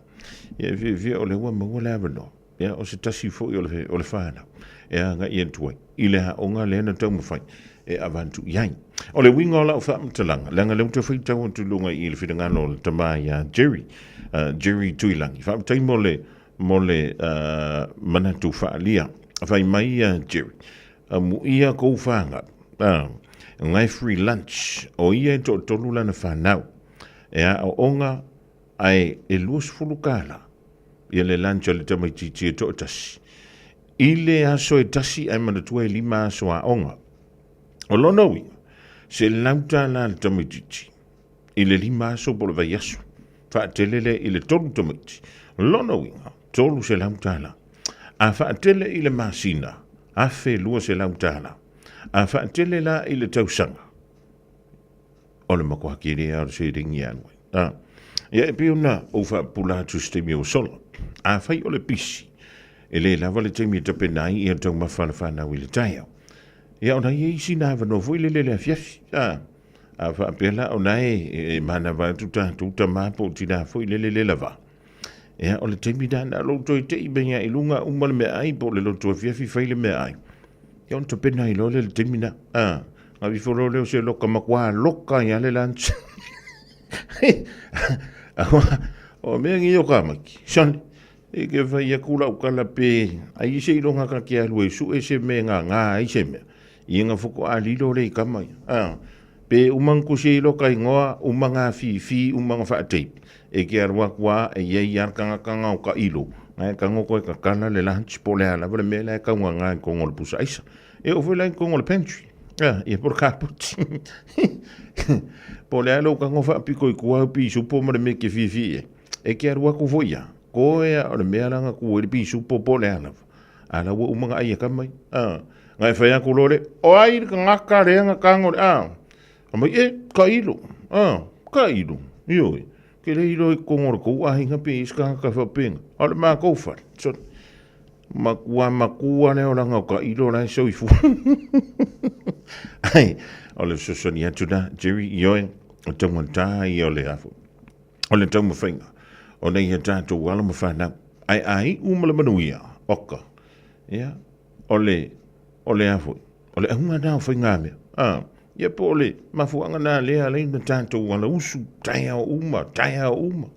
E peifo i lawa na tau ti ngāna i o tātou mātua. Ia o nisi o tua ua wha i langi le fōlau. Ona o le manuia o e mai tātou. Ia leo tu ua Samoa malanga mai nei tunu. Ona o lea, awa noa e le au maua. Ia a manuia lala tau mawhainga mātua e ala mai i whana. Ia vi ia ilo nā alofa. Wao ia le fua i mai le poto, male malosi. Ia a o kako, e wha tino ra ngā rue. Talamantu ia uli lanta a kelipa, alo sida anti, sale utu timu fua matu, wape fo ia tali melei. Malia rosa tu ia, ia ma le sunga ia Jerry, whaute Jerry mo le wha soa. Alo sosonia tu nā le tanto ua polokala. Ia, e ka kiwa ia i kaya uma, ia o vaya kaika. Whape o la ua, kau i singa ka la vui le kongoraka. Kwa whape, oi, le aila. E manga ia la wha ko malaka la ka vui le koe whai wha lawa, whai umanga mea. Ia e molo vui i singa pai vui le. Awa ku i singa sang uisi vui le. Ia aka koma i le ngaso. A whape o se leni le wha alu i so uma. A whai o nai lava le wha soa. Ia, a wal tau fia. A whai o nai uti le wha soa. Ia lo no winga tau ona toi sila le yang. A whai e sila fia o tele nina e alu i le lanche wha atau po le tupe nei awi whanau i lewa yaso ma lewa yaso. Ia em whia tātung toi sui. Wai ne whia mai ai pai. Ia kongu ala whai. E whai ia pai o ma pai e o. Ia whai whai kai ka ala whai. Ia e pule ala whai i le whainga o kai ka skai. A whai alo sa ili se a onga a matsa molo walu. Au aloe te toi popole o le Galaxy Childcare e tele ona la lai au kilani i saute. E toa tele whai a o ngā ngawaa o le a o ina le whānau e ia inga whapitoa pe a le sitala lo walo. Tolus fulu i tū la, free. A wanoa le vēna le a onga mo whemalanga inga le whānau, free. Maua mea aia le whānau, free. E ia inga whapitoa. Mo nisi whamatalanga, whafsotai le o lua tasi, o walu tolu, lua fitu, lua iwa fitu. O e mo mia singa luenga le customer service, hospitality, po le avea fo i maleo. E te leo mautinoa, po o whee a matai. I le MSL training, mātou te whesoa soani atu. Mātou te malama, o le amataina po le toi fo i atu i aonga. E mawhai ona whaafai ta. Ai olo o iai le mātou au soani wha maoni. E taita ia, malangolango ina oe i lau malanga. O le MSL training, o se a inga. O se no fuanga e langolangoina oe, e whaamalo si au, ma whaamanatu atu lau sini whaatu. Asi i le msltraining.co.nz. Pevala au loa, le o valu se lau, lua, fa, tolu valu. O lolu manai, e a mata atu, I inei. O le agonanga le sebe mawai o loa ananga tae pe o TV, speaker JBL, telefoni Samsung, moenga sleepwell, siti no foa, pusa aisa ma o loa o ngā I leo mukuka. Ma wa foi o lotu aisa, vai tau mawha maisi. Tutongi I nei New Zealand e piki alo a ingai Samoa. Fauso tai mai le Facebook po le Instagram ale Sapa Pia Samoa, pe emaili mai I le buy@sab.ws. Sab, lau fale o loa numero tasi I Samoa. Radio Samoa. Taslima iwatolu. Amo. Alewa sise malia tulu fa ala wati ala Radio Samoa por klame ma ale Aoauli ma Fofogamua ole wo toe fa lumbi te o le tale o le Julai lua tale lua e toe fa fonga ile awidatu o tala pe o le fa fonga ye mai a se Yuli o malau le fi le Julai tasi ile Aoauli dei. Ya o nisi le o tatou fa alinga masani e pe ona tolu waile le official Radio Samoa ya wala le long pu ile o lo topa ia ma lo o tau malu melo tupu melo an tupu malisi vaenga e ono tula I mai I le ngā tula le whai unga o le nei fo I yaso. O le wha silsilanga mua vau filifili ma le songa aua ne I ngalo sau lo minga. O le tusi o le songa wha tasi ma le lo minga o le vau filifili e mawai wha benga o Samoa I sifo tutuila ma manua o nisi o talatu o Samoa o la ngā upu o le matafa I o le matai le whainga o whalawalawe e pei o whai poiponga ma liu o le osi o singo a inga pe sila whainga o Paolo o si whaano ano whalangingo e kālesia ia ma le tele o le ngangana o whaano longa e na o le fitu se fulu tāla le tau. Na o le visa la Radio Samoa I le tolu pā tolu ono Hobble Avenue Marakau e maua tuai sana lo minga sau lo minga.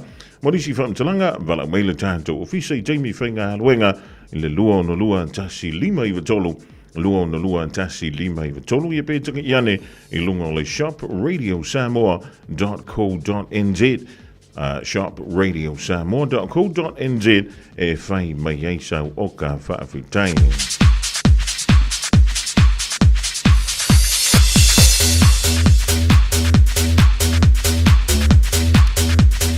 O le whaasilsilanga mo suli o le ainga sa lua whau I tā fito I mangiangi. Ma antou te whaatolo atu I lau whaafunga anga Samoa, ai mai se upa ia sausaunga tā e le paupauina whaatupe muli a le taula fonga I sa mātou whaamtalanga, awa o upa ia mai le vavau e o I le whaavavau, tulau na lava. Ai whaamaratu atu I suli o aloma whanau ai mai se paono mangafa e manua isi o mātou ainga sa lua whau, e le pitonu o tā fito I mangiangi. La tātou maftanga e whaia leile I tulai luanga I le whai le fiafi. O le stona I neia so mua o le masino mati, I le mauto le teite fono, I le se fulu wha pe Salo Place I o Tara. Whamole mole, manatua mai lau la fonga e whaia I lau whingalo malie, ma sau plate ma, a wasa tātou I puti I le nā fiafi. Morisi wha amatalanga, ia wha so te ifole o lua tasi, o walu o ono no tasi fitu valu. O lua tasi o walu o ono no tasi fitu valu. Anga le leile tua taite I antulo tau soifua, malamatu wala I le aso ua anto whaina. Wapataiolo seinia ele taite I fono male lau.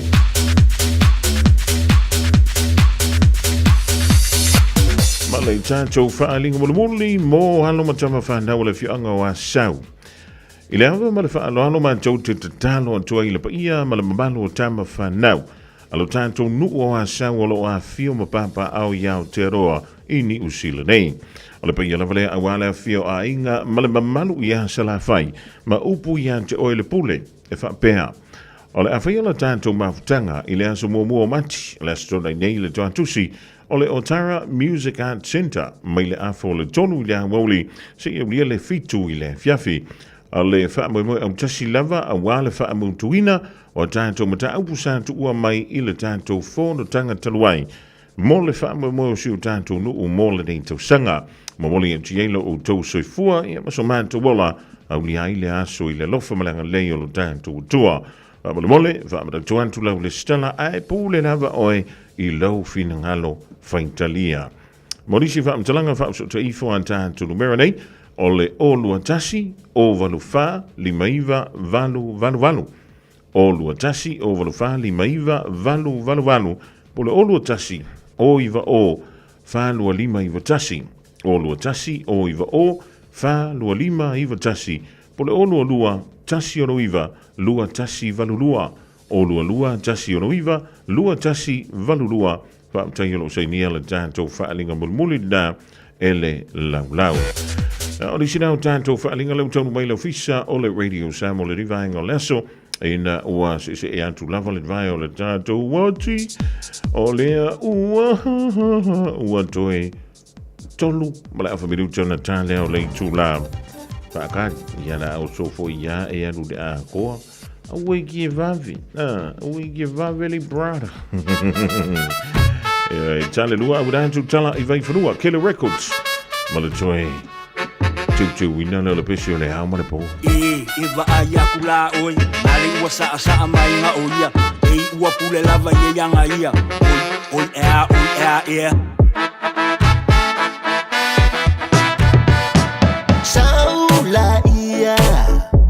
Siva mai se yo ufa a fiestia. Umai a. Unga luenga. Pa a tau pati.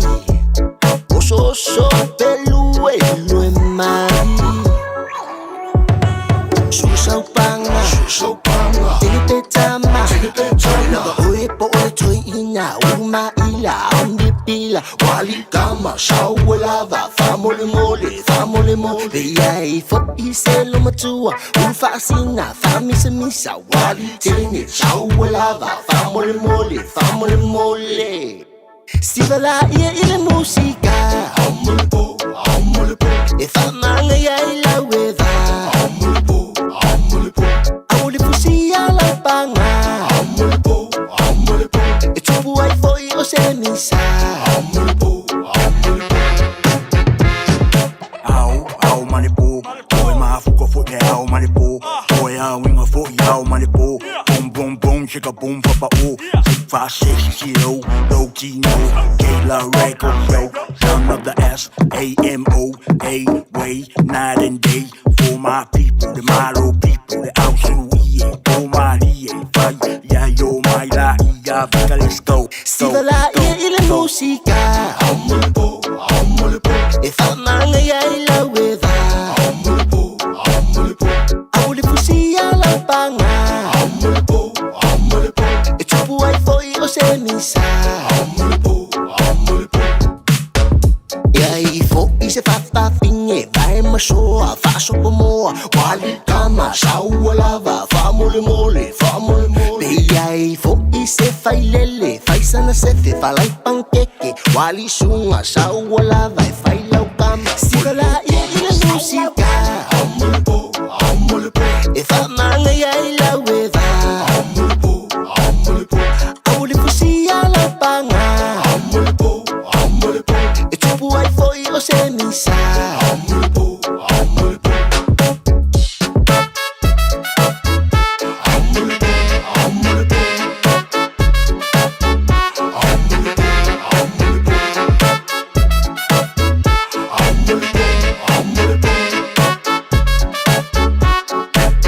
Siva la ia ile musica. Amole po. E fa manga ia ila weva. Amole po. Aole fusia la panga. Amole po. E tupu ai foi o se misa. Amole po.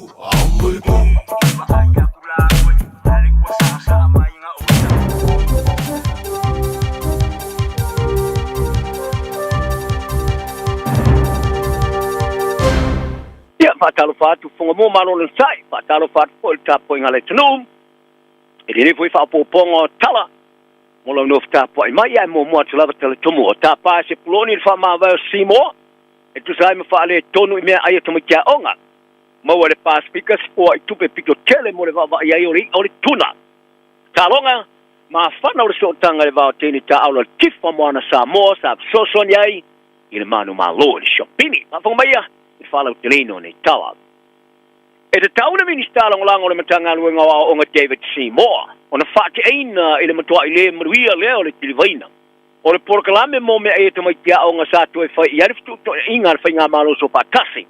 E me ona whaari ae le tama tia i sui tia i tai o le pātia le leipa Carmel Sepuloni.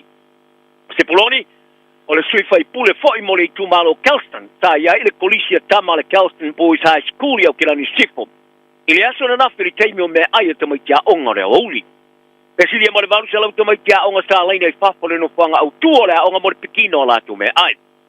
Ni putiai pe tu sama le to ono le au whainga ruenga, e au fiai ma le ulua onga Adeline Blair. Ma se vaengo te maiti, sa so soni tu whaino me ai, e sa palaia le Peter Pitt. Sa whaakone ka le teina i ai le kampania le Compass. Sa ofo i ai le whainga maloso whaatasi, e sa palaia me ai mo te maiti a onga. Wharia Blair, o pusa me ai la iti au fiai le teriyaki chicken, ma fuala au po veggies, le brownie, ma se fuala au somalie. Ale o le apu le plum. I le kai onga lava mo tama le aonga.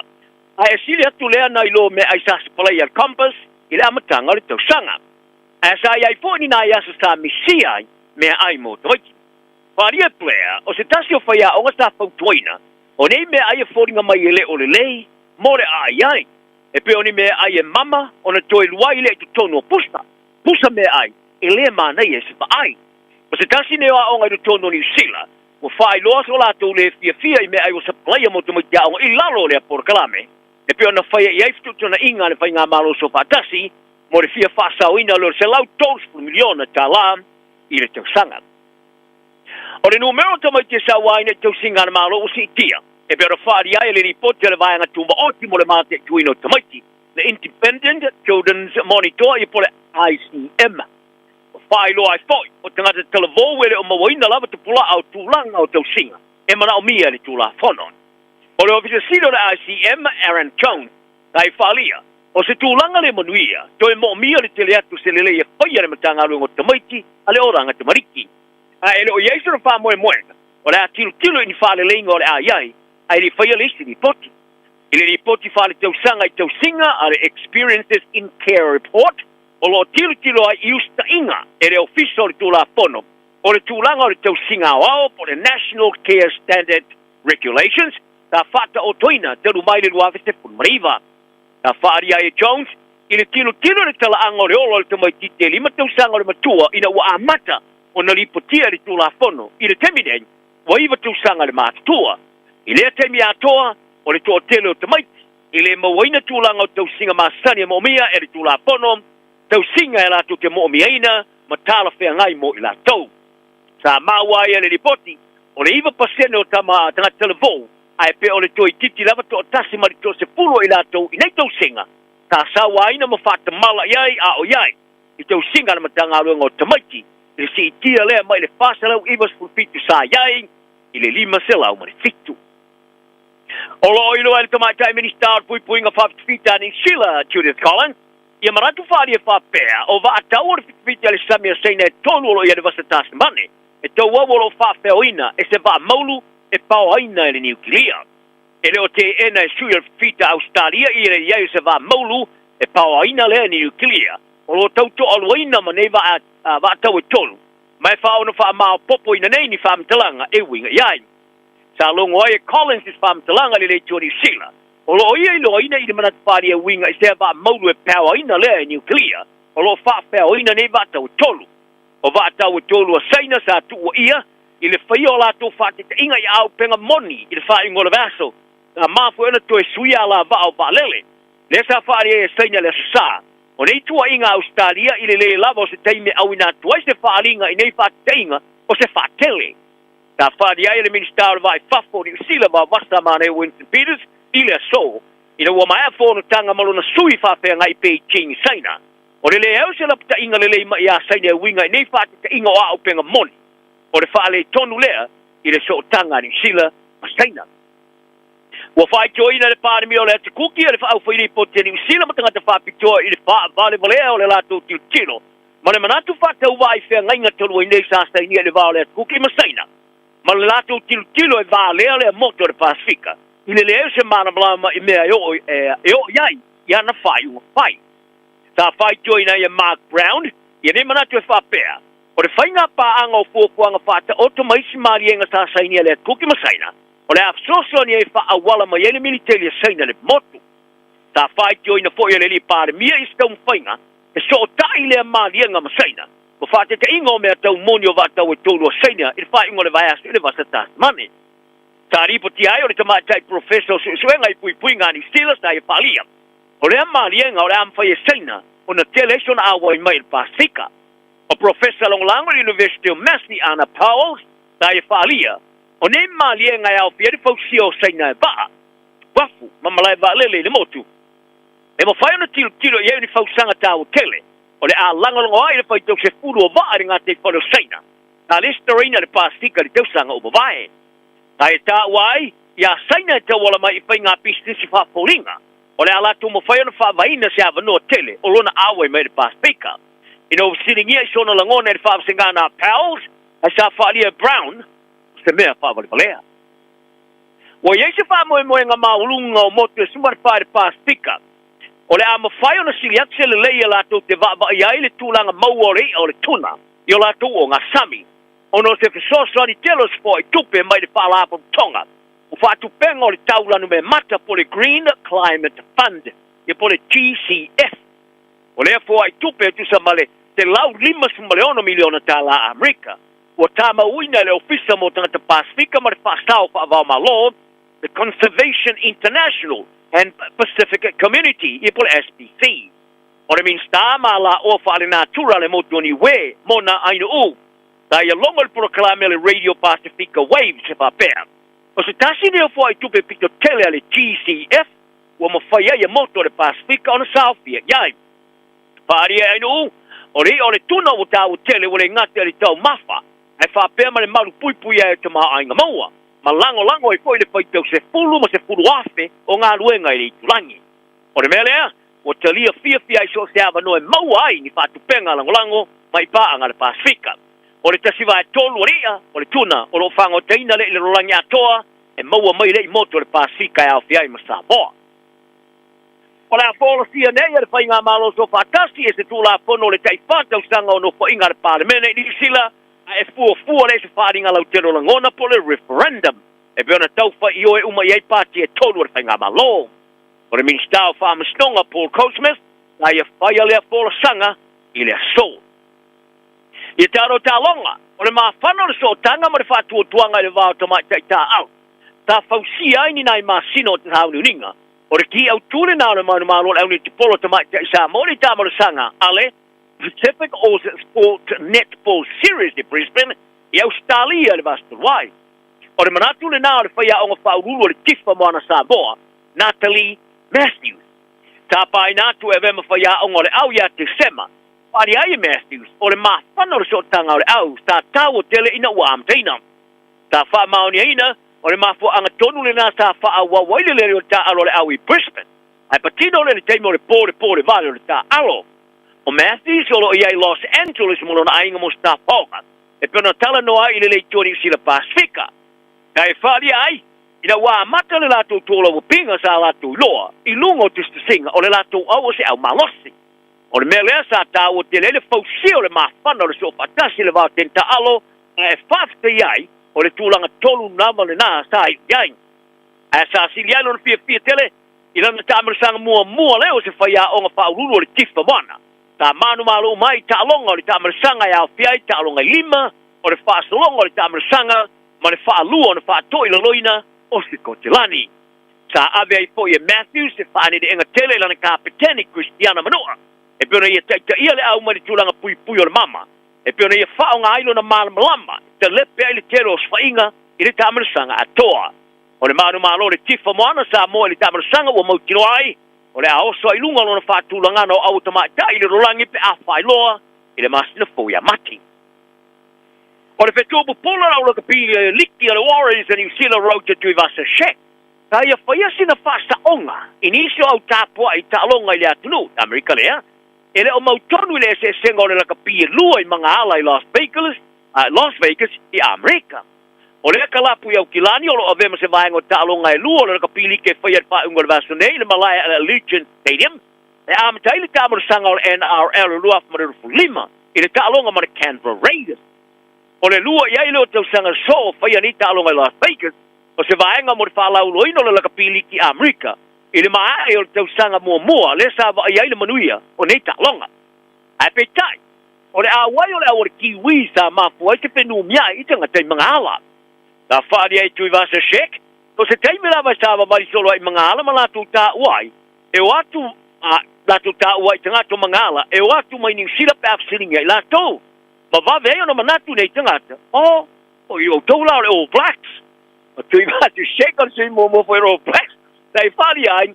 Ta latu toi fasa oina i le ai o le lakapilik. O i latu le Warriors. O i New Zealand nei. Wa fa mauni nei o le whaia o le Chiefs i le tamarasanga o Supalaka Pi Pasifika, Clayton Macmillan, o le atua o le Chiefs i le whaia o le tusanga. Wa ilua nei o le amalanga ave ma whaia o le kalapu o Munster i Ailani, mo le whengainga e tolu tusanga i avatanga o le na tusanga.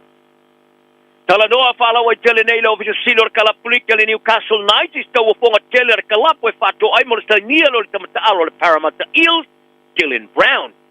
E ieni tua inga, o le naitolo i whafo mai ma stau tulinga, mo kalapu mo le saini o le tama Samoa we sa whanau ni sila nei.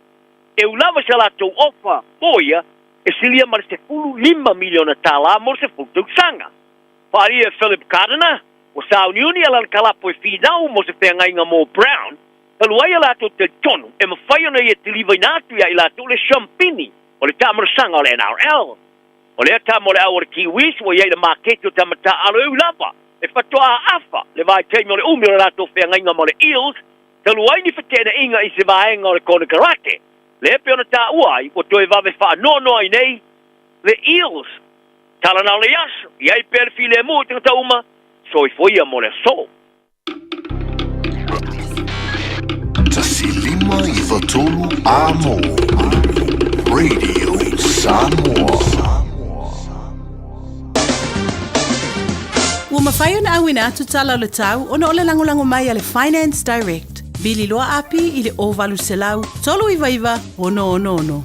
Fatalo fatua lau tala nei o le tau mo le so ma le aso atai ao. Winga le tau mo le so, e mātele ina awa o le nei aso mai iai nei timo to ulwa vāsalo ai. E tai o le ato iwa aia le langi le lei mai o le tau i tu saute mai le Aoauli whasolo atu i le afiafi. E angi malo si mai sa vili mai saute ma le awhalongo ina le angi mali atu le Aoauli ma le afiafi. Bebe la whamawina luas fulu 5 tikiri ma le malu luas fulu 1 tikiri. O le angoto i fule lai le afiafi ana nei le whami inu tete ai le tu lai valu. Mo le aso atai ao ma tele ina le lewi ingo le tau e ono iai nei timo to ulu le tae ao. E angi mai sa vili mai matu i sae mai whaatupula i elo na malo si le tae ao a tae ao. Vevela whamawina lua sufitu tikeri ma le manu lua se fulu valu tikeri. O le ao soa ele la i le wha minute te ai le tu lai fitu ma le angoto i fu le 2 minute te ai le tu lai valu i le awhiawhia tae ao. O lau tala nao le tau mo le soma le aso a tae ao. Homeowners, talofa lava. My name is Api and I have a special offer for our families today. If you require personal financial services, I'm only a phone call away. Call me today on Orualua Ovalu Fafa Lima Tolu Tolu. Radio Samoa. Taslima ivatolu amo.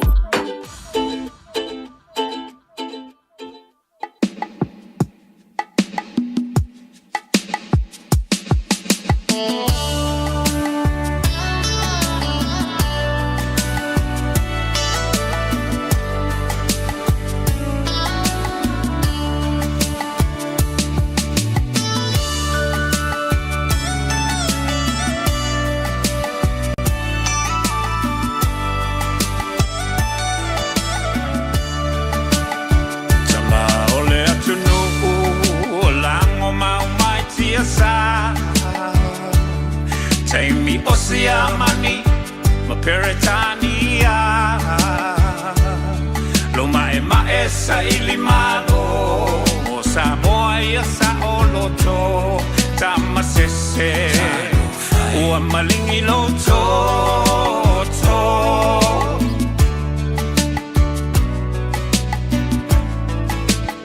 Naitina ole mau Ua aula uina ilau Le tau loto te tele Ele ai o se fefe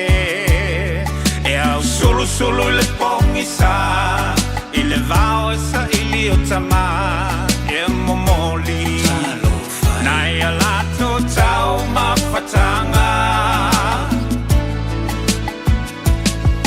Lau waki a langona pesi o I uleo E le pule ni palangi o la Samoa O le mau a pule O le mau la malea ua O le mau Samoa mo Samoa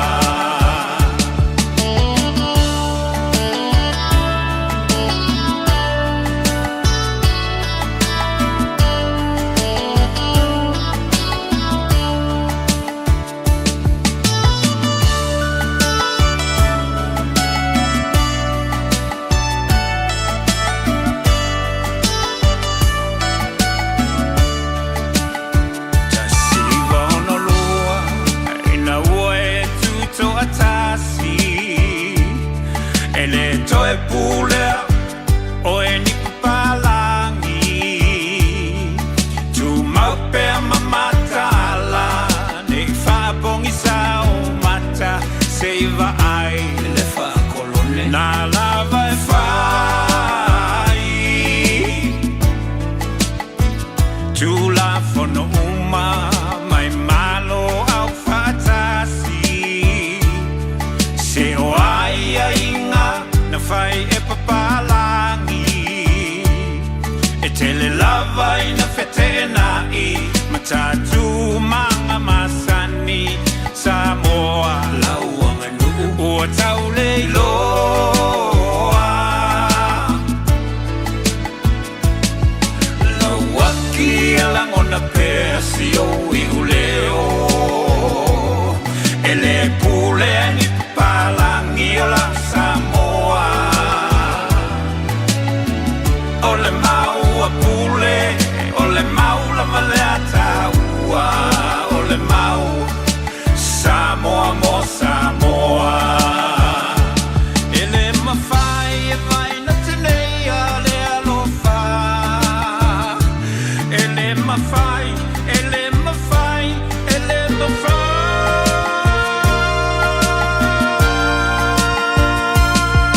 Lauaki e la ngona pesi o I uleo E le pule ni papalangi la Samoa O le mau a pule O le mau la malata ua O le mau Samoa mo Samoa Lauaki e la ngona pesi o I uleo E le pule ni papalangi la Samoa O le mau a pule O le mau la malata ua O le mau Samoa mo Samoa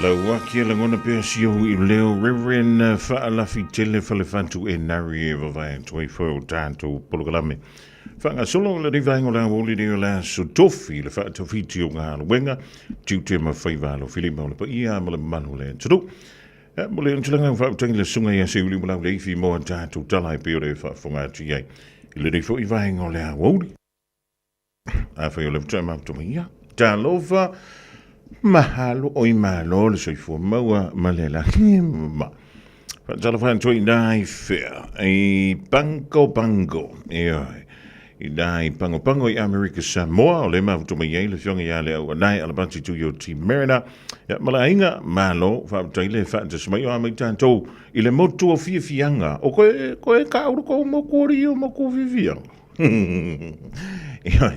ya talo si o lo o tau fio lo le tau o le tai ona le lai nei au kila ya la ngau mātou iau supoa le tai au. E pe siu tamale ia mau u pui mai. Ioi, e kuse umalonga whailonga kui le kai au. Ianga saurola ia le sau tala mai ana me sa whaile aso nafi anta. Ia, whaantua le e siu tama, whaantua ai. Wa ai fua la au sko inga vai pua. Au ke kango kiri yai. Ioi. Wa le pauna le me maua te ia wa isia tala noa o ia oi. Ia au lena tala noa. Ta Steve talo fa tu dai Canberra Australia. Te le mafuta mai malo tu tasi mai wai pahu I Hawaii. Mahalo New Law. Maria le sina te vai mala inga le mafuta mai dai sini Australia. Si so ya Pastor Carl Skelton mala inga o lo mafuta mai na I sini I Australia. Ja, ua to sanga do tanto o lia leo le fai ngol ni va yaso ya ai le ni ta longa le so ringle mala so tonai. Ole ta longa le la kapiriki. Pa ka pe mo ida kala di fai. E ni ai ka longa ta yao ya male aso to na mo la kapiriki. Ole fu to an fai le ta longa mo. E fai Las Vegas I America fa la lo e fo le ta longa le la kapiriki. Le na avantu nei se yu li longa tanto tala. I vai whanua. O lena wsiringi ai le au o le Warriors. Po lanto le ol peleki. Ia le whai antu I lanto. E le se ol peleki le mele o le meka o le Warriors. O le laka piriki ko I o takonga alo mo. Mantua le tālonga le tausanga na tēne. Maanga ia raka alonga umanga fusul malai au me koe vesi kua rauri. O le alau sauni e le One New Zealand Warriors. Male he Canberra Raiders. E le tau le tasina I le auli o lo sa. Ia, pe a mai, a le leia tātou sauni ngā lotu. Ia ma, whavi foi mo le tōna I o le sa lātu. A wholi mo le viafi. Ia, o le Panthers. O le avitaui mo le Sharks. Mana na ia uma ia. Tauwhinga a uma ni wha. E fua le I tālonga. E pe ona sa wha ngā solo. O preliminary games. Ia, pe tolu eva ia solo en wha ngā solo. Ia, le da.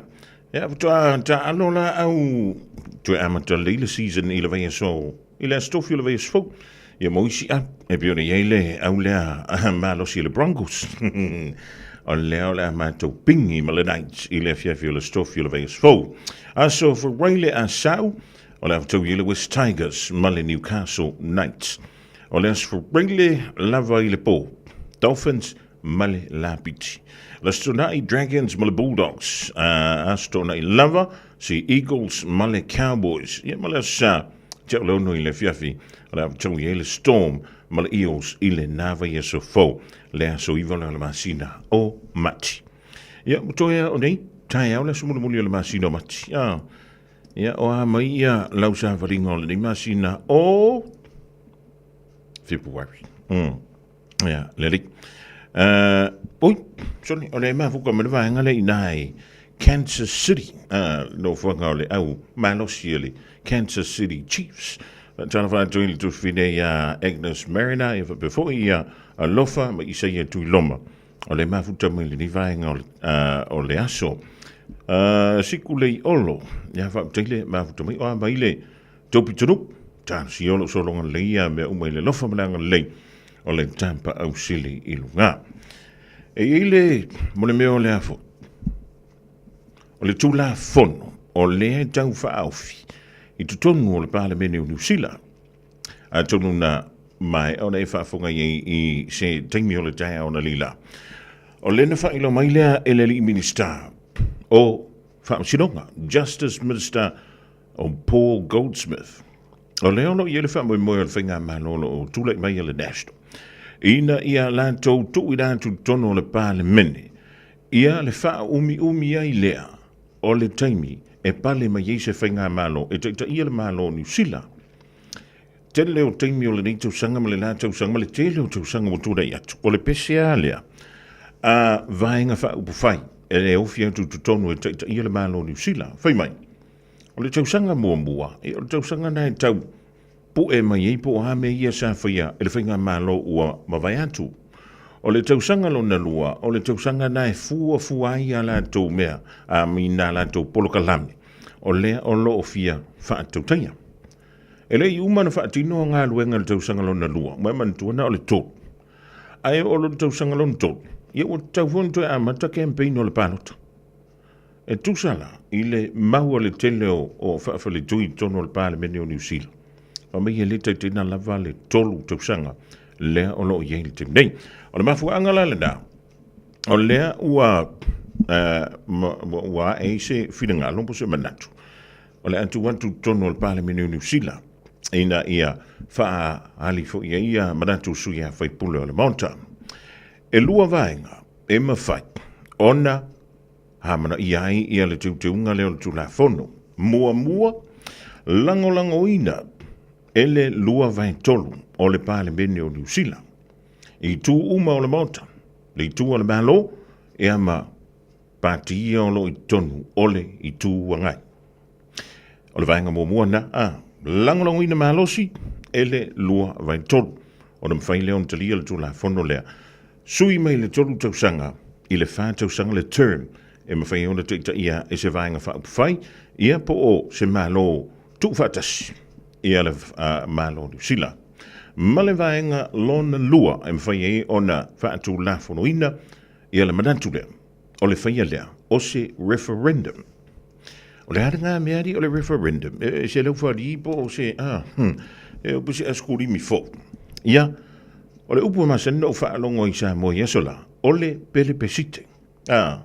Pelepesite. Ia po le fisilingia lau whilangalo, o tangata nu uma, o loo anga waa, e whaia lanto palota, fili ai, sui whai pule, o lanto i tu malo wha palota, i tu tonu o New Zealand. O le awalalo na lua lalena, e mawhai ona talia wha ale tu la fono, ia le manatu le pei ona wha alia le di ministalia o wha amasinonga. Yali o Paul Goldsmith. Ia, o le kūlanga ngai pi ona iei.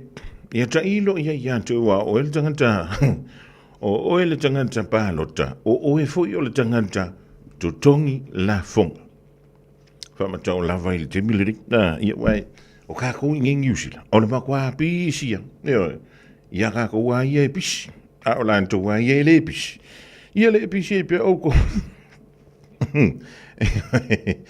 Ai pe o le nganga pe o le antana fatita ingana le no tau avatua o moli mawana e tate fa longo i le tau sanga ma le tau sanga e fa pe mai e o le tau sanga mo se i va i po a me yenga fa i le finga ma no le foto o mantu ia ma fa pe le o na tau tu ai le finga ma lo fo ia ma fa nga solo i lo ma la tunga wenga e o tau sanga lo na lua ia o le temina a mantona plan ia vaenga ia na tauto ai fui lele ma a langa i le teimi o lo fai i campaign. Ia, o no le tau sanga lonto. Koe campaign fui da ia e pu. A whapela o le a si i tia i le whātau sanga. O lo no winga. O le a o whātasi i loa lea o le whainga o puwhai o le malo New Zealand. Ia ma le malo tele o Amerika i le tūlanga lea o le tai whātau sanga masui le whainga malo. Ia, a tonu. E le tutusa le ia tātou wala fua o mei o polokiki. Ia po taiala. Ia po policies. Ia wai e se fui ale whainga o mei Amerika lato. Ia e se fui tātou nei New Zealand. E tau e se la titi fui ma tātou i Samoa. Ia e tailo i atoe. Ia wa a whai fora mea. A wsilingi alo whilangalo. O le winga e tau nā. Whaia mo me tau o whaatala noanga. E whaia me tau. O kako se minga. E hanga ia tula o whainga ruenga. Ia pe tuu antu i lunga o penga ta whaila. Ia ona e tusi mai whaina ia leo oe. Ma whaali mai lau whilangalo. O le isi ngā mea.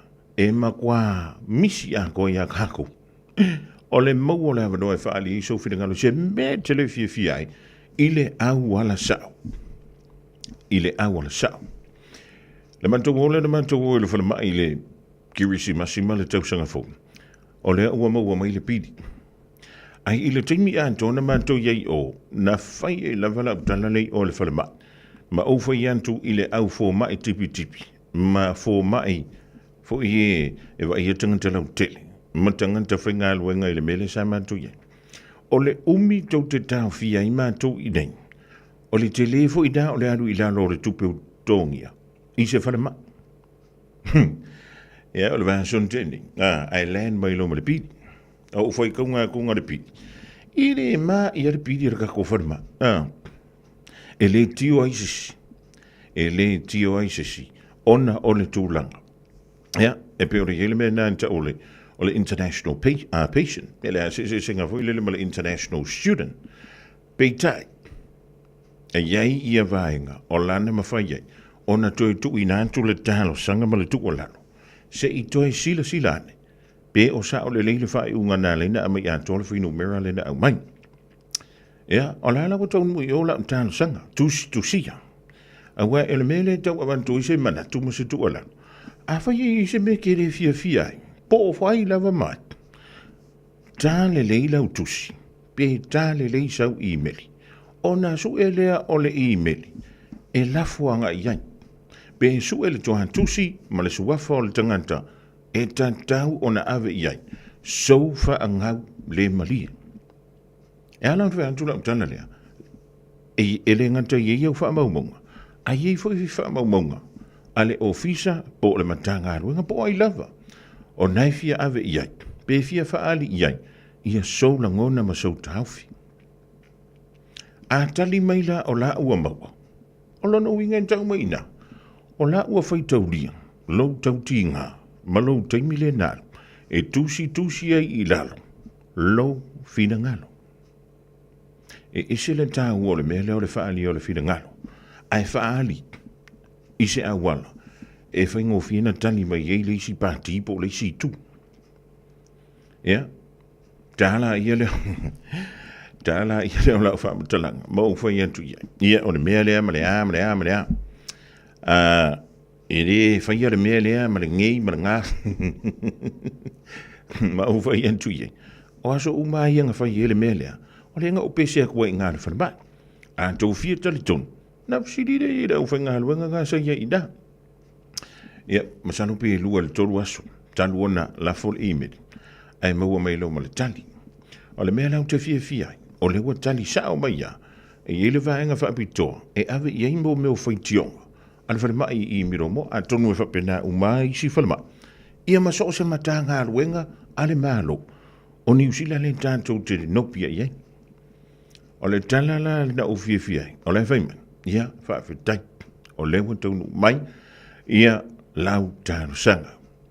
Tātia mai pe tu mai. Ia ni aso whainga luenga se lua se fu.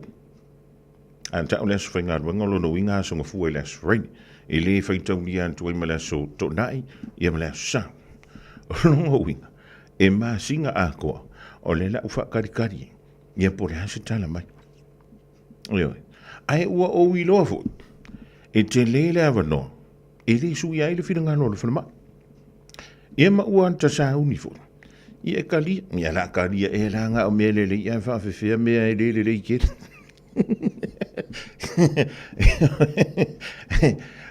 O le mea nei tauna tātou maanga whangawha le iai. I mene i o whinaunga. E lua tali ma whai o na tātou maua. O le tali fia, ia ma le tali. E te le o mana o iai. Pangalea. E whape nā le nei o langa. O lo o tau soifua. Ia mau tātou o lai. O le taimi, ia ua se maari i raka ko sa. O le aso, ia ua whai asi laulaua. E pe o le laulaua o kaule ngā fia i Samoa. I le nei fo i yaso. Ia, o se vaengana na o le tāti antu whapena i o tafau teilo. O le nawanga i antu mātua. Ma whanau fo. O i ma amta avale u malava whamalo atu i antu tau. Ia le onsa, nanga i antu lea e piki ia le whanau a onga. E peo no whea tu i masano ale o le vea so lea o na tu atu. Wa laki. Wa laki lele la vea o se tasi o le whanau na kolosi whaatope ane. E tu antu o la umta avale. I le tae au. E le ngantala o le tini titi masano i lano i foles fulutau sangana matua. Au te vai atu. O lai o antu le lima o si ona te. Masano pe lima i le ono tau sangana matua. Ia no fole mo whape. Ana la vea ni tamiti nei. O ai e tua iai. O ai e pau iai le ururu le la. O le ave ta vale.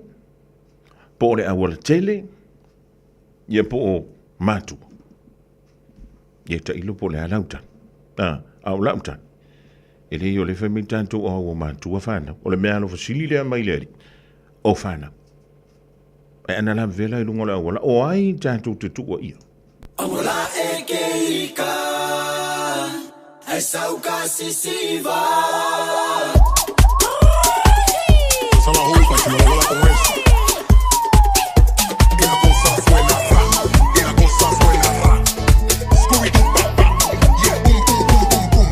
Y el boom boom boom boom boom. Y la cosa suena rap. Y la cosa suena rap. Scooby-Doo papá. Y el boom boom boom boom boom. Y el boom boom boom boom boom. Y el boom boom boom boom boom. Boom boom boom boom boom boom. Y la cosa suena rap. Rap rap rap rap. Scooby-Doo papá. Y el boom boom boom boom boom. Y el boom boom boom boom boom. Y el boom boom boom boom boom. Boom boom boom boom boom. DJ. Hey.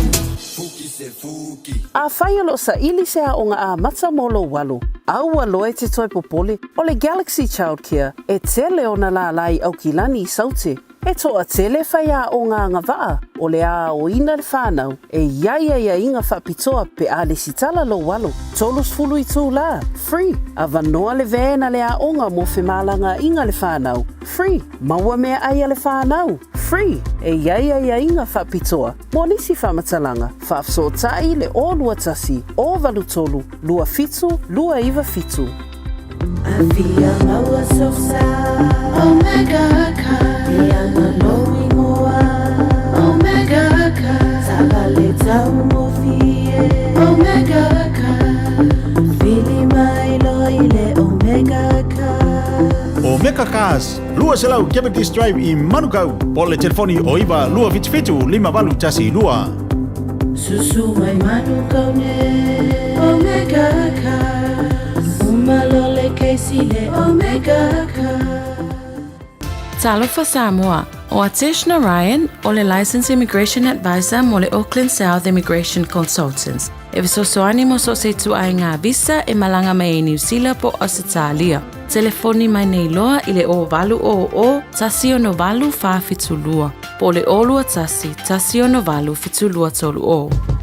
Beta Drive Doctors I le taulanga wha tau I mangele wha pēr manrua. Mo le vainga o so ngase pe amana o mia. E wha tino e fo I matupui pui o le whana witi. O tupui pui la ko witi sfuriva mo I lato e sfuluan tausanga malunga atu. Wha pēr matupui pui o le furu. Wala au telefoni, 255-25 mo so wanoe wha tino ai nei au nanga. O fisa fo mai I mangele I taftafane o le McDonald. A manrewa I taftafane o le Faletusi po le Public Library. Peter Drive Doctors Clinics. Talofa Samoa. Waule nei o kaspiti alu. Awale sui alingila waule kio. Aeva eva mai ina se fudu 5 kolu. Amo. Radio Samoa. Vevela a.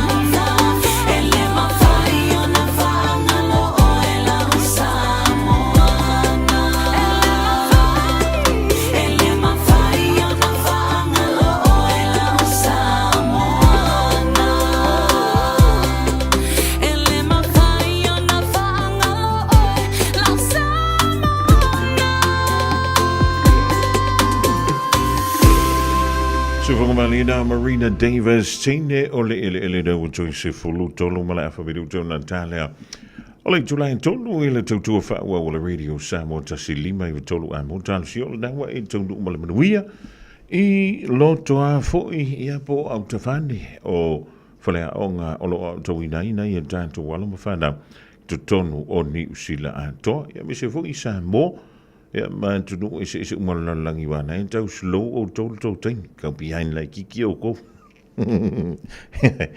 ya le sunga ya Nathan Mariner me yo le lunga le pas ya ma no si sila ma no le foi o le la wadua ya pas o le wo lo e ma fainga a ver pas ma Facebook ka ke me gas na umisia na fila ma ta ambulance Ala ngau tiro e ono ye ni siu tato ole a ho fa ti no nga yo inga le yo va ya se o ka ko ngi ki wa fa inga ku ile tau mo fa inga le ma ta upu ole ma ta upu e fa pe ole sa no nga le I minister na vale le minister ko mangi fu ko ngo ko minister le fa msidonga Paul Goldsmith o lena whaelo mai lea son nafi ia ni tūla fono fau teunga o tūla fono o le malo New Zealand ina ia mawhai ai o na puipuia tangata lau tele mai le morianga o le soli tūla fono I le tau mawhai la ia lea e pueina whaapango tā. Ia se tangata o loo whaia se ngai o ingai pe o le ngaui. O le tūtunga la o le tūla fono e pe o na whaelo mai le ila so nafi. Whai mai ia le saunoanga le minister. O le tūla fono le ia le temi nei tau pui ai le to tele o tangata ngaui. Le o ngaui ia mo meo whale o loa o dairy. E wha o ngā ita a vale mai si tūranga uma whapea. E sai tia le tangata ana le pisidisi, pe a papa, I le au ngāhui pe wha o lima le au ngāhui. Pe tai lao le taunga le wa fuafua nei le whainga malo New Zealand. Ina ia pui ai, ia le tangata le wha tau o loa po le tangata whainga aluenga. Po o se tangata lava. Mai le a fia ni molianga, moli ani. I le taunga whaile en tau fia le tangata sotu la fono. Ma vili leo te milava le dama. Ia matau fiofi le tangata. Ina ia puipuia mai le civil, po le criminal liability. Pe a mawhai leo na la tau tau fia, ia se tangata o le nai tau mawhai ngaoi ni o loa. Mai se au nanga, po se whale o loa. E lalo I fo, o le afe tā la lona tau. I le taimi o le au. O le tau ngai pe o le sao no ia le sunga le I minister. O lo whapea mai e o suinga I le Crimes Act. Ina ia mawhai e tangata citizen o New Zealand. Ona, fe soani e tā ofi, ia ni tangata o lo solia le tūla whono polo whatinoina le mele tau ole ngaoi. I so se taimi o le aso. Nono inga au mara po mareo. E le ngantailia, o le si vanga le tūtūnga. Ina ia mawhai e le tangata. Leana te po ina le tangata na ngaoi. Ona ia whaia le mele whaia leo, o le arrest. Ma vili loa leo le teimiale. Ma wha longo, ma muli tai ia lantou wha aturunga. E ma whai ona wha ngā me ta o restraints. Ngā me restraints. Ia kai piho me fui o handcuff. Me ia ka rokai di mo ngā koupe pi di marapa kua. Ia mana tua fui lala I mo me o tai waia fui. O ia... Ia me fui plastic fui ngare ua makoso. O longo winga unga kofu ka komare me whape ngai kongora kawa tore ka whiwhi. Ia e mawhai ona wha o ngā restraints. Pe a tala whia ngai. Pe a e loka ina leo se tangata. Ngau. A e le whape o lo waruarua e manga e arrest e kanka.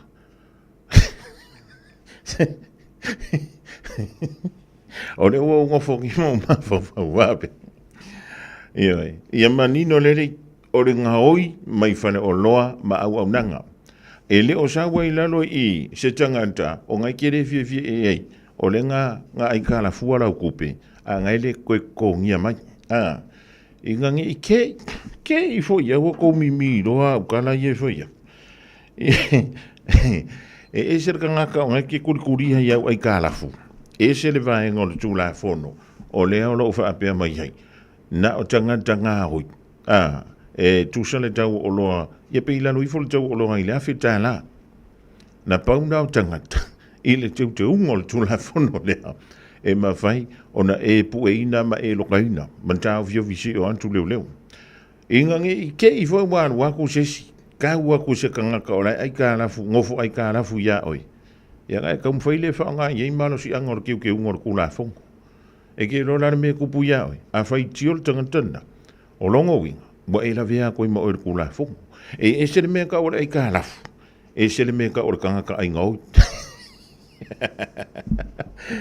ia mai ole suinga ia po le teuteunga o le tula fondo lava le tasi e tatau ona manga whangafa ma mana malama i tangata uma ia ma o le teuteunga fo o le tula fondo lava le tasi o le afe so ni ai i nei tangata whai pisi nisi ua fia gausanga o akua kanga kaulangi kakalala ko whana oloa kakalala ko teri kakala whale pia i mō meo ka aware ngau.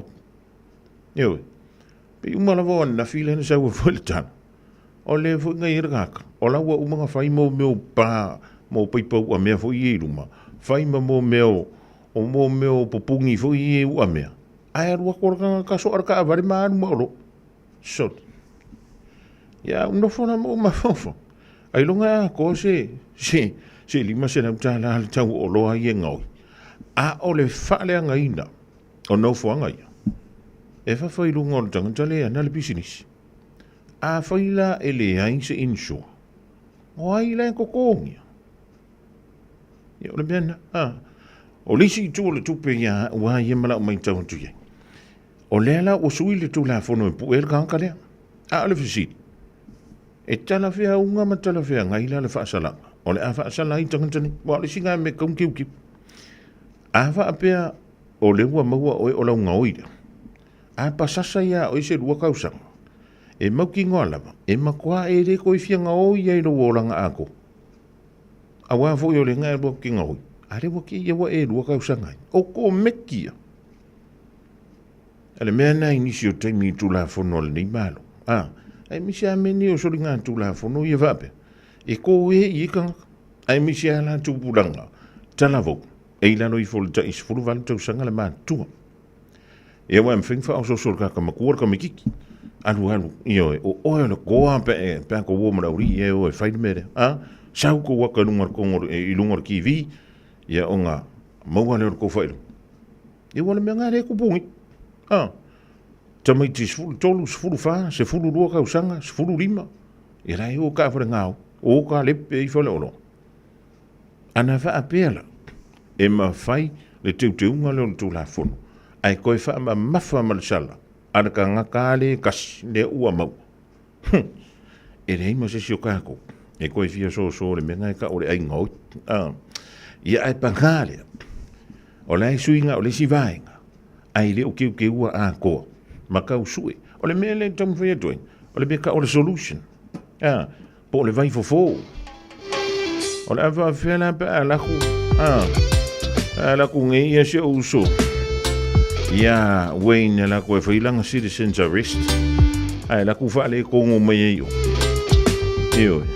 Ole ala le me ole afa. Ngo winga la ko arrest ko i masiska.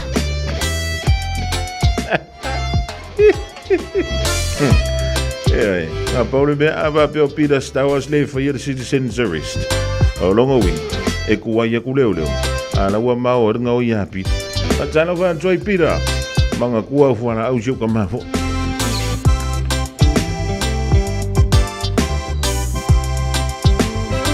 Pangasi o langa e papa u. E tau fono lo u e afu. Si o fale o tau patu patu. Wale ila lo utino ile namu. Ayo te usulava male fia fia. Tali ilangi ayo so manuia. O tale ni lava mea uma.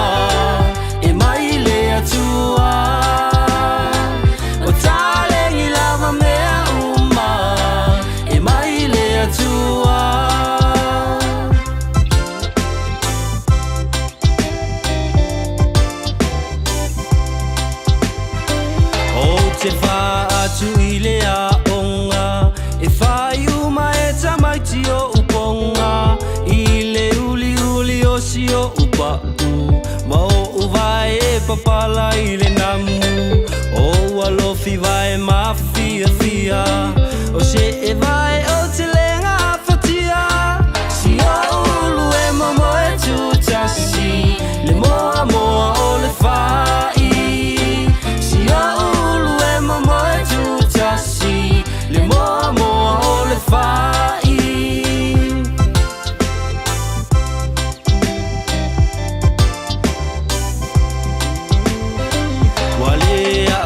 Tau mawhainga I se a o ngai a pia Wai ula vai le kolisi masani Le maumanga sasa le tonga whai O le sapelu lava o si a upeni Ma si a upea tau ato ato Le ia la sa o iuta E tu si ai o le lafo Le ia la sa o iuta E tu si ai o le lafo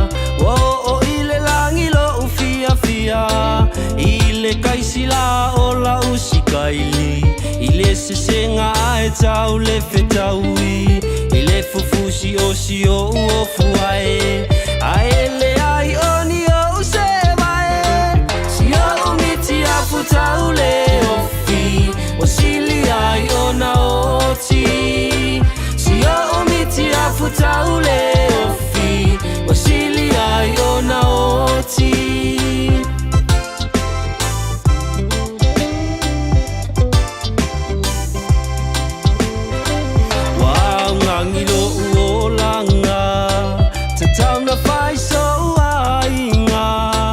Popo le vale lo uma fau fau O se panga ai o le au Atu atu vale o si o uloto O tau o so ai o le moe tolo La uma lo me aunga E su e ai se ava La uma lo me aunga E su e ai se ava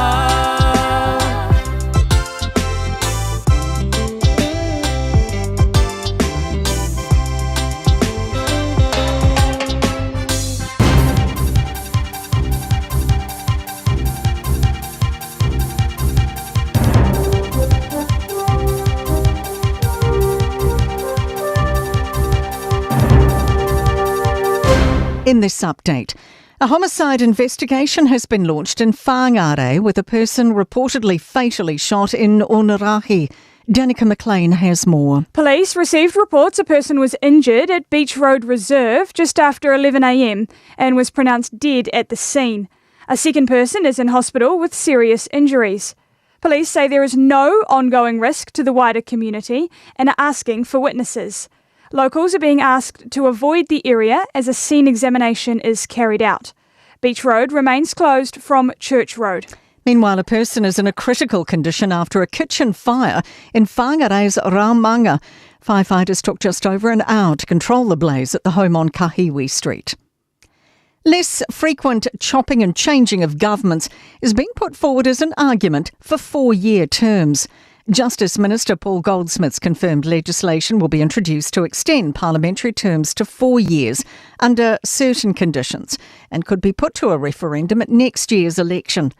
Goldsmith says a key argument in favour is it gives a government longer to progress its agenda. Some people will argue that the first year of a government takes a lot of organisation, and then the third year you're looking forward to an election, and really that middle year is the best year to get things done. And so a 4-year term would potentially double that. A new deal will put New Zealand at the top of Vietnam's diplomatic relations list. Prime Minister Chris Luxon has signed the Comprehensive Strategic Partnership in Hanoi. Just 10 other countries have signed such a deal with Vietnam. Political editor Jason Walls says it essentially makes New Zealand a partner of choice for trade and diplomacy. Which is no small thing when it's such a massive country like Vietnam with 100 million people with this exceptionally growing economy. So it's a good place for New Zealand to be, especially that we're a small trading nation. Wellington's public transport providers ramping up bus fares, blaming inflation. Off-peak fares will leap from $2.22 to $3.17. That's news. In sport, Blues coach Vern Cotter's underlining his faith that they'll get their Super Rugby title defence back on track. On the back of 2 defeats, he's made just the one injury-related tweak for Saturday's game against the Hurricanes in Wellington. Cotter says he always planned to assess things after the opening 3 rounds. Depending on results, injuries and context around what we're trying to achieve, well, we may make changes then. But no, really, really good to get the guys back and bed them and give them that confidence and belief around building our game, which is important. The one change sees Josh Berry replace the injured Lachlan McQuannell in the second row. Leading Kiwi Josh Gary's just 2 shots off the lead after his first round at Golf's New Zealand Open. He's in a tie for third.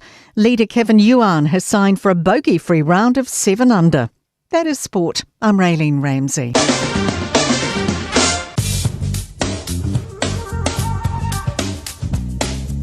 Fatalo fatalo tala ne le tamu le so mele so atayao. Winga le tamu le so e matele na wa ole ne yaso mai ai nei timo to ulva va so ai. E tai ole ato iwa ai le langi le mai ole tau I tu saute mai le Aoauli fa solo atu I le afiafi. E angi malo si mai sa vili mai saute ma le afalongo ina langi malia tu le Aoauli ma le afiafi. Bebe la fama wina luas fuli ma tikeri ma le malu luas fulu ono tikeri. Ole ango toi fule lai le afiafi ana nei le fami nutete ai le tu lai valu. Mole aso atayao ma tele ina le lewi ngo le tau e ono yai nei timo to ulu le tai ao. E angi mai sa vili mai matu I sa e mai fatu pla ielo na malo si le tai ao a tai ao. Vevela fama wina lua sufitu tikeri ma le malu lua se fulu valu tikeri. O le ao soa ele la ele fa minute te ai le tu lai fitu ma le angoto I fo le 2 minute te ai le tu lai valu I le afia tai ao. O lau tala na le tamu le somo le aso a tai ao. Malo soy fua, ol si Fofoga Samoa, Radio Samoa, tasilima I vatolu amo, se kia Radio Samoa.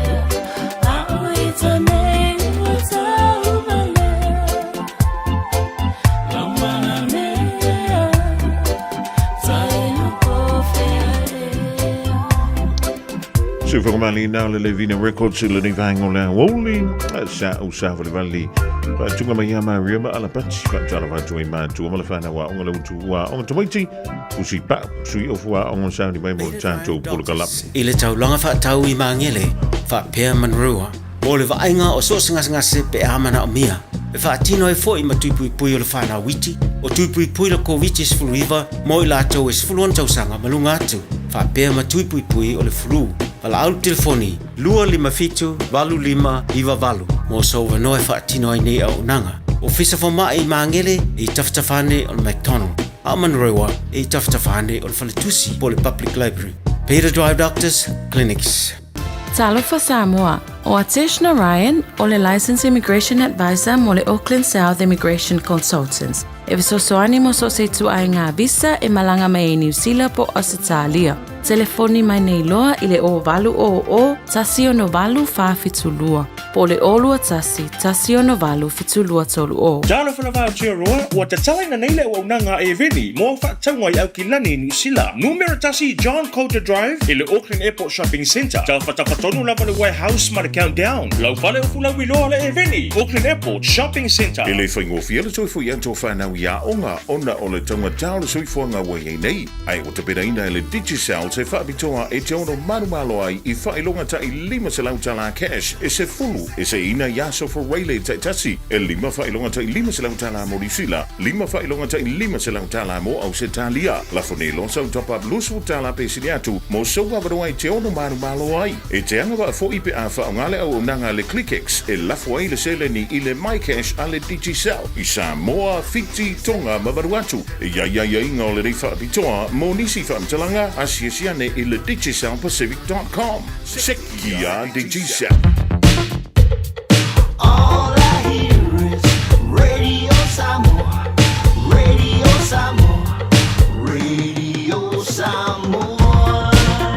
Tasilima iwa tolu amo. Radio Samoa. Kasilima iwa kuru amo. Alewa sfutasi malafa midu te nele tulain tolu toi fa malo tu man tu wala ngantu le fana wa onga ole na wa tu wa onga le ni stofi ya man tu hai fa mole fa ma tantu fuspa ole fa now ya jonu le fali sui of wa onga fa sina koma fa sime ai sang no we mo tantu programa silva tali le afa ole tolu e mo tumding ala tantu was jantu au kilani sifo ina ile tantu mala onanga ale city cars Tasi mai le telenga ia ulungia pida pele na to va talvantu lo to fa ulungia malon fa le faiva ma lo folon sai li stofi wo to susulu mai le la Io fa pese mano le o ta fe no I fo ile so fo mo mo le langi o ma o mo le fo lo si fo ba te mo fi le va ngo le aso la stofi le lei ia mo o ta to la at fo I fa I mo le masina ia ai mo fa ia o na tala lo se fa fe lo I pele at no o lo fa fo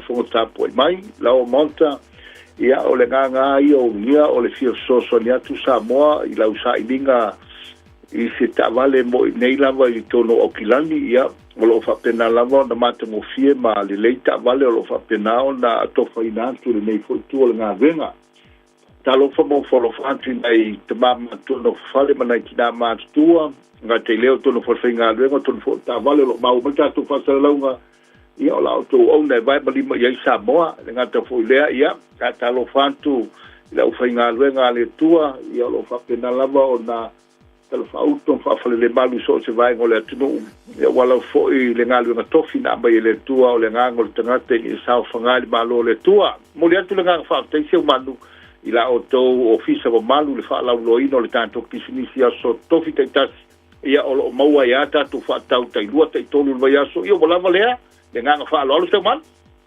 alo le o sai ia malo fo le tutua tulu o te loa nai pisi le tanto o nanga ia o le to e so ia ole masino ai fo February ia le so anta ia lo do winga ia fanta fiti mai ia o to inai au kilani sisifo a ole amato ai e Julian tu aurungi Fastai te la mse manu mo le fula nga fastai e ana ia inga o mai South Auckland o lo anga mai lava ia o le tali lava sa ngai mai nele mato fo tulangi ia o silinga tali se fo stam fainga le nai tu na ia lon fa na o lo nga lo so tatu falta vale o no tulanga lava o fa le tonu o lo ia swafa te iane ia e ui ana tosonga tanta i vai aso tai lua vai aso whaatali ai whaafitai le tua le usaini le so ia le piki apolesi a inga sa ta mawhai lava le sili ia e tali e fo i upu matala langa o le whaalele a tatu tala i lungo le ala leo ia e hao foni tatu sa wali lava e tuli matai tatu mau o tu ia o le sosoani atu le nei tangata sa moe mo le tuai whaafitai a palimene ma le tausi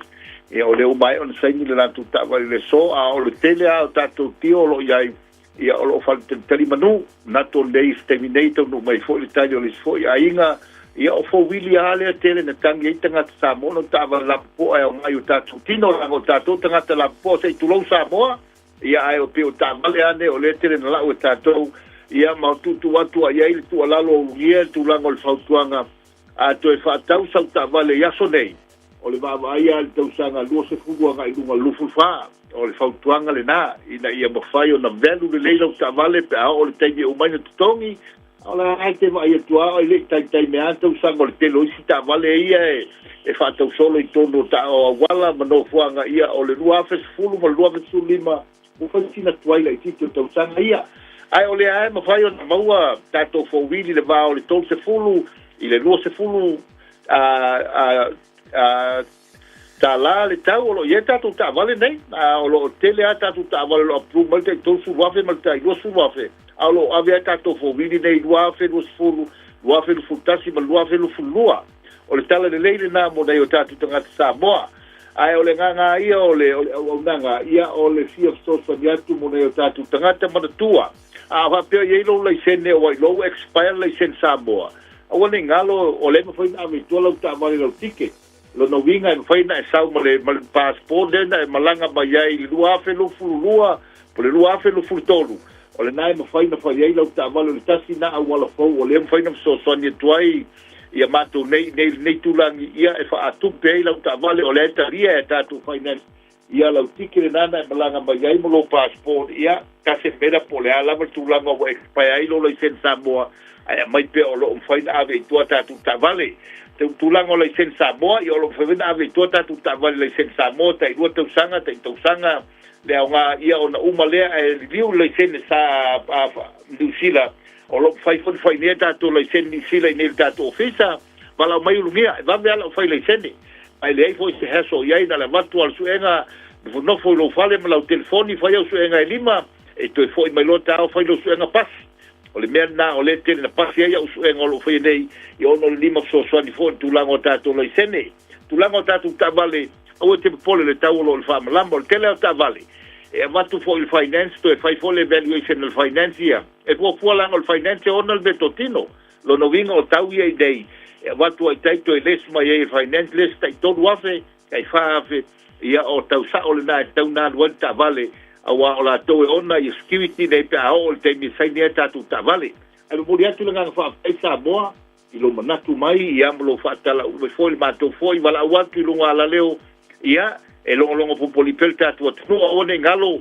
lo ye tatu warranty mal insure e o fatasi mal tavale o le ai o tatu warranty Peter watua wa toa le ono masina e fali tonu la fio lo tavale ia o lo ia tato a fil na pena le lima sulta la te se lauta la e pei o le warranty le tato tavale inga luenga le to fa fovino le afio tavale ai mana tua e release fo e la to le tavale le insua e me faina fa ngai ne o to pe ai ni fa le tonu lelea a wone ngalo ia te o to le insua mo le warranty ia o tulango tanto pe meni faina fu nai ma wale ono full fit full wal full ima full ai aki selau ia ina i mafai affordability le tato pemeni ia malau mau le vaiaso le nganga ia mau le fast falau i lunga le laulau ia malau tava le fofi fi ai tato amtanga o yan o mati le tato savalia ia o tonu ia lo toa le toa tele mana no e tato le sese for wheelie lo tele tato for wheelie Hilux o toa Ford Ranger ia o lo ia fo i matato rail 4 ia le ngata leo tato van tele tato van lo ia fitu te valu te even for au ngala mo mai ainga to tele foto ia o tele tato foto ma yuto lo ia tono tanto lo toa ia ai ma na ia lo bala mai liu mai le fo lo va ai mai alu describe lo ta vale ina ia mau ai a tuanga a to lo fifia ai ni foi lo fa unga ia o report ia e masani le tato falta vale ia e vala mai lungia il tato numera o le olu atasi o malvalu fitu lo lua fitu lua so se taimi a ngai atua le pongsa e tali ala telefoni ma moli mali tesi lungo le tamo pili o le tala landline o le o iwa lua tasilima walu iwa lua fitu ia e te maua ia ila o nanga ma le tala website e tau na tala ma e vaavai ai o le sinika.nc o lo maua ai tatou taavale uma lava le nau aptektat ia o na faila ia ila o fainga filfilinga ale nei taimi ia magalo foi ulungia i se leo a paulua po sasi foi se taimi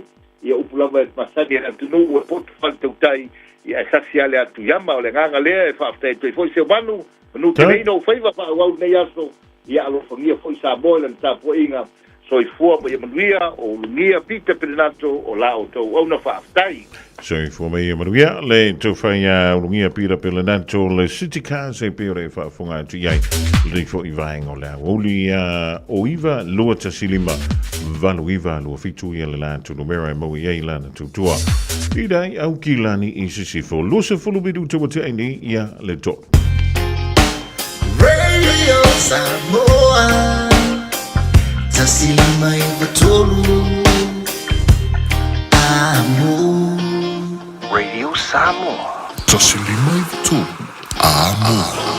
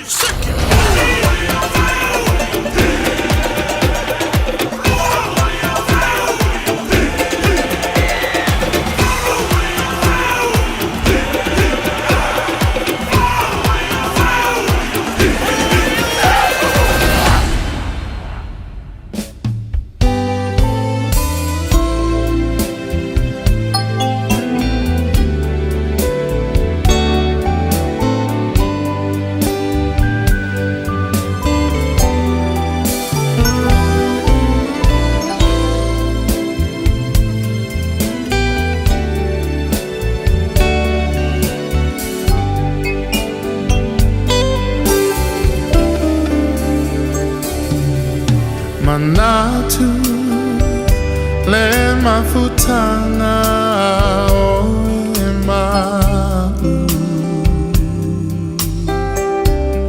o emana tua maita o tu mawita ilo fatu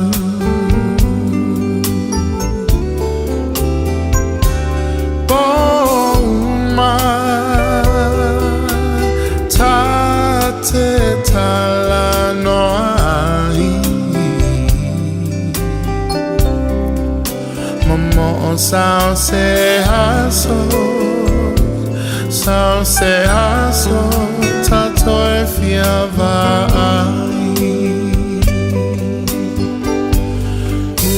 Usue e fuli mai lo tua la upele o tele tu na oe Tamo sao songi o la ufusi I amana tua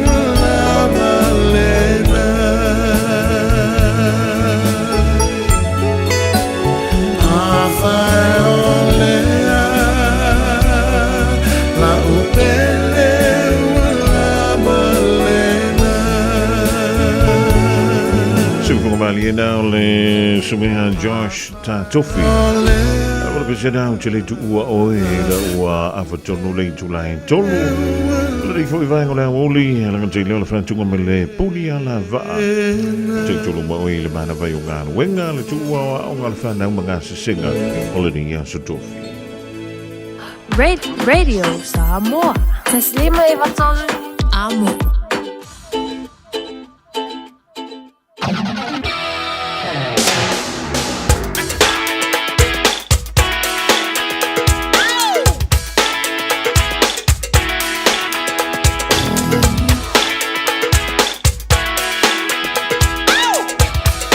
Whiwhilenga whaatalo whaatuilo le di vaengo le Aoauli I whanau umalawa Samoa le utua o ngā talo whalawa tamaiti o mai o tau mai ia le aonga le ri aso o le ale mafuanga wale na ele halu i le onga. O e mai, o e le lava, o e fia moe, o e aunga tā.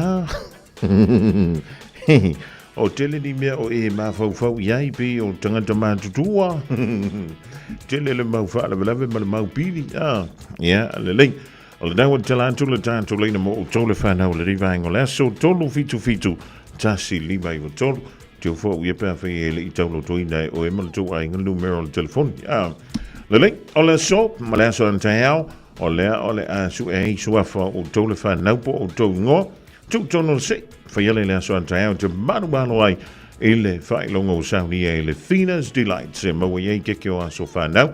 Whai puiponga ma so se wha moe to telefoni i le whanau o le dawa mai o le tofu iei mo o tau mātua e po o tau ahinga foi e keke e pi o le maua e le tau lau dangana le Thena's Delight se le ngatila o cupcakes o custard pies o pineapple pies.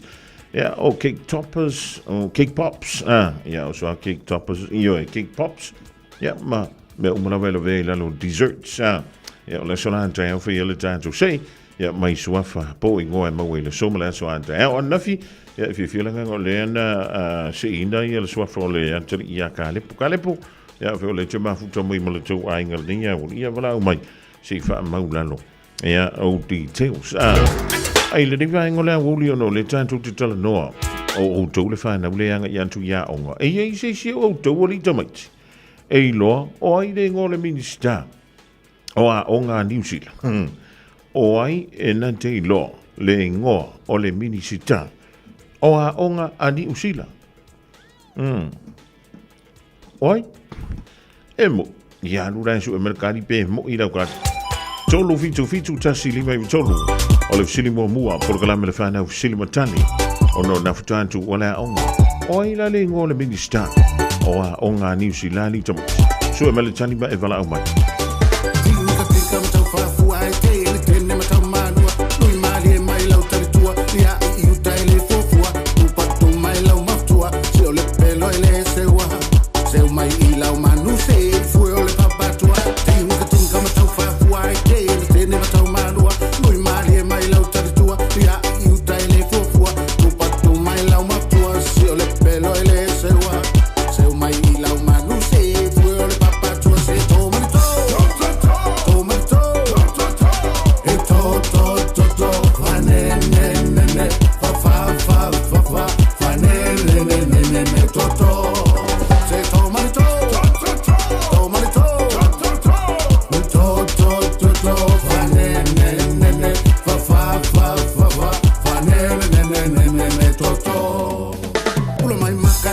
Samoa,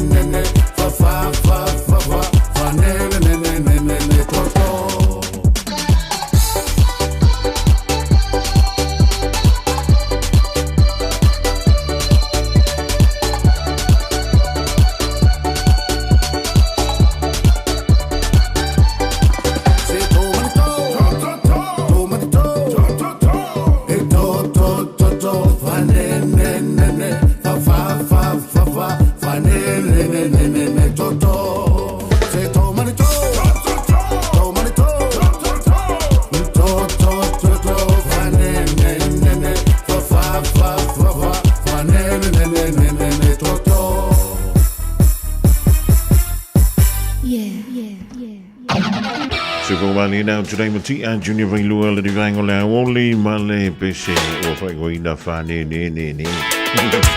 Alo jolo sul jolo minu jon tano ling July fa na tala tul linda il polo kala minu silva tali mofa na wa Samoa lang de malo silva for kiki Olifinas delights male ankle sprints en fiore mo wan to kiki ilunga Olifis book bole Instagram PHINAS delights PHINAS delights. Ona o dole fa na leanga yantu ilea onga.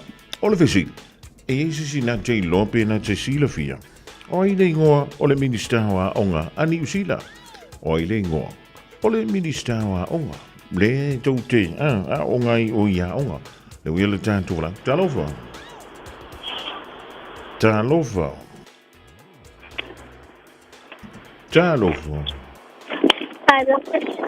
Malo le soi fua o ama yo.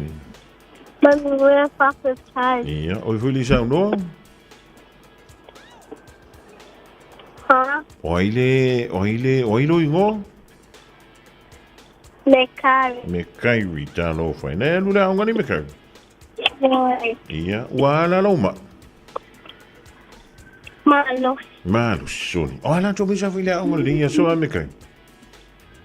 So o vali ile ata. Ja. Maar Island lunch. Papau. Ja. Ola no lunch sa avisa lunch bina mawala lunch lao.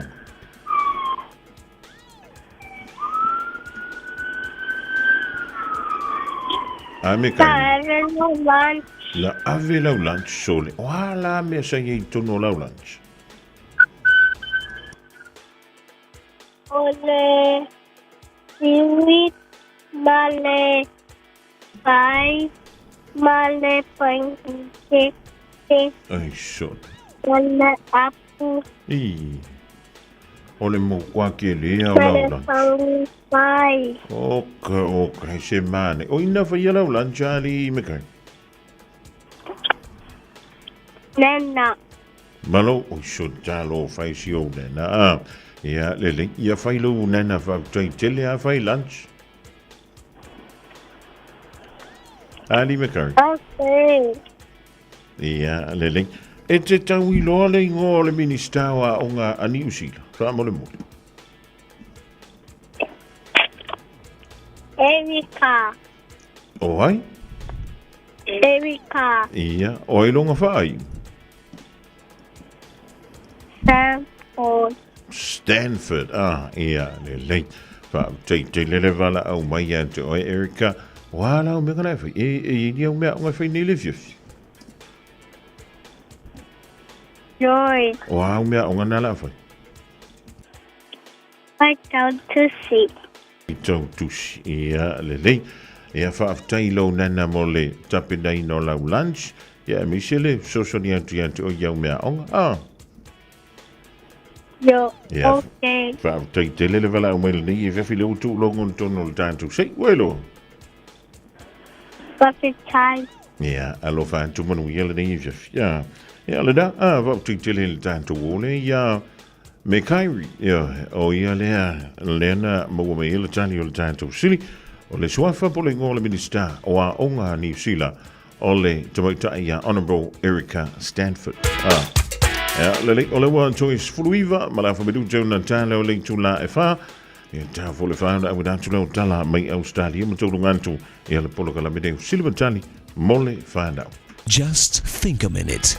It could change everything.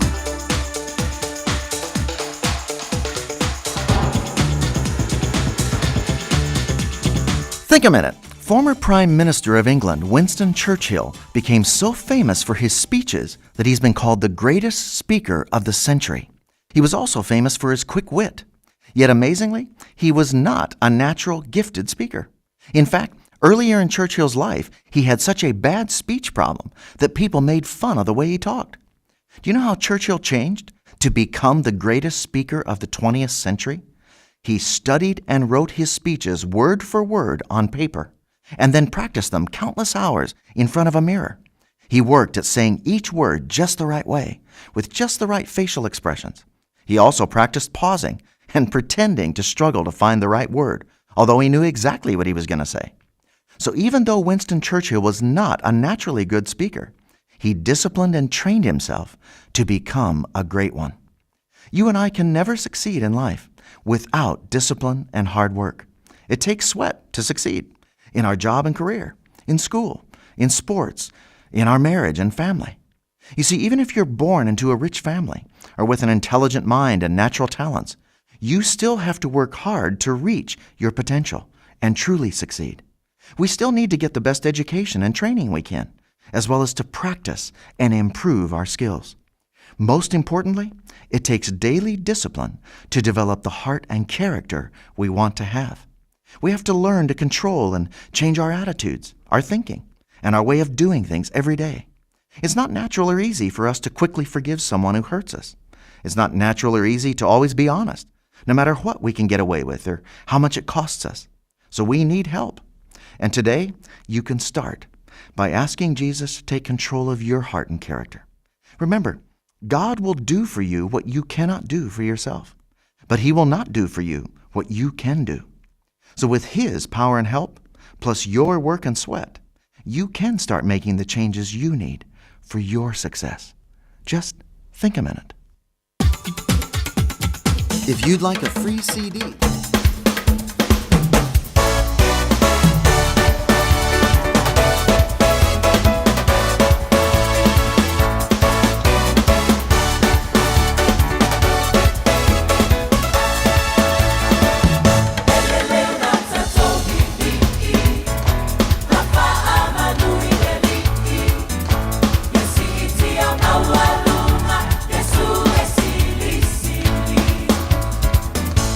If I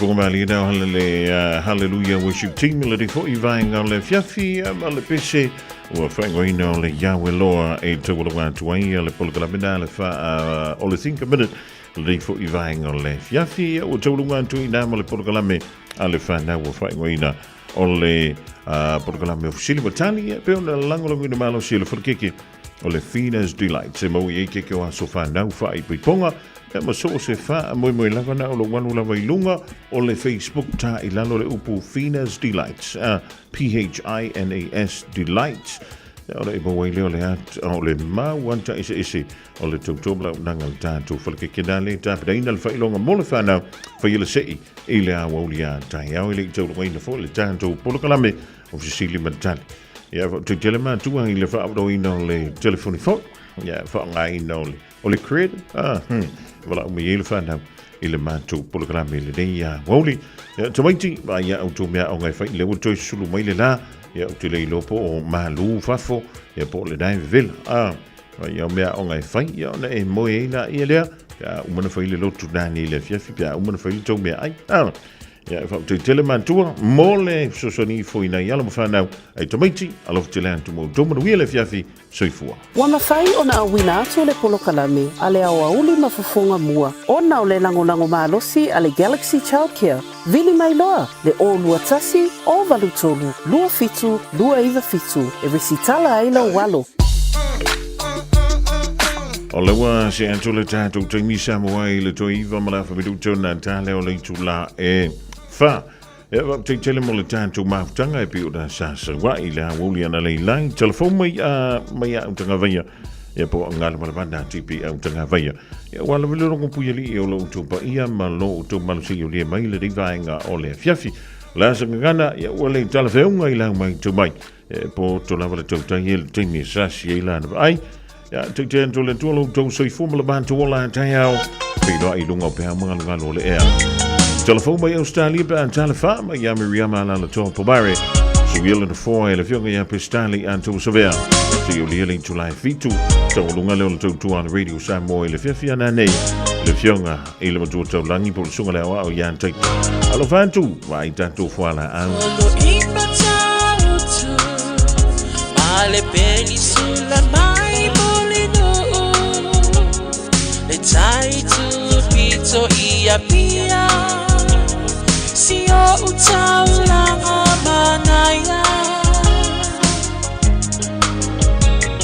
e fe pula fi mai le sau o ata uma o fetu o le lani e sulungi ia umasia uhani a o basa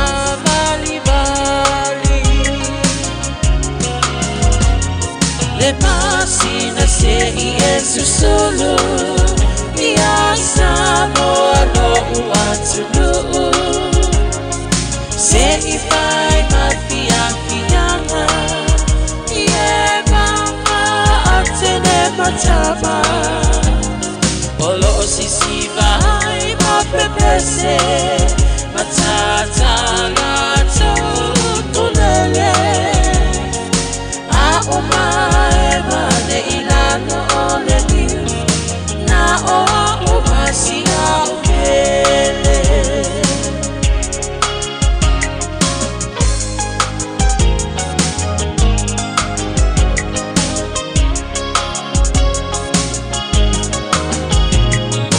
no infama pei lesi tau langa o sabone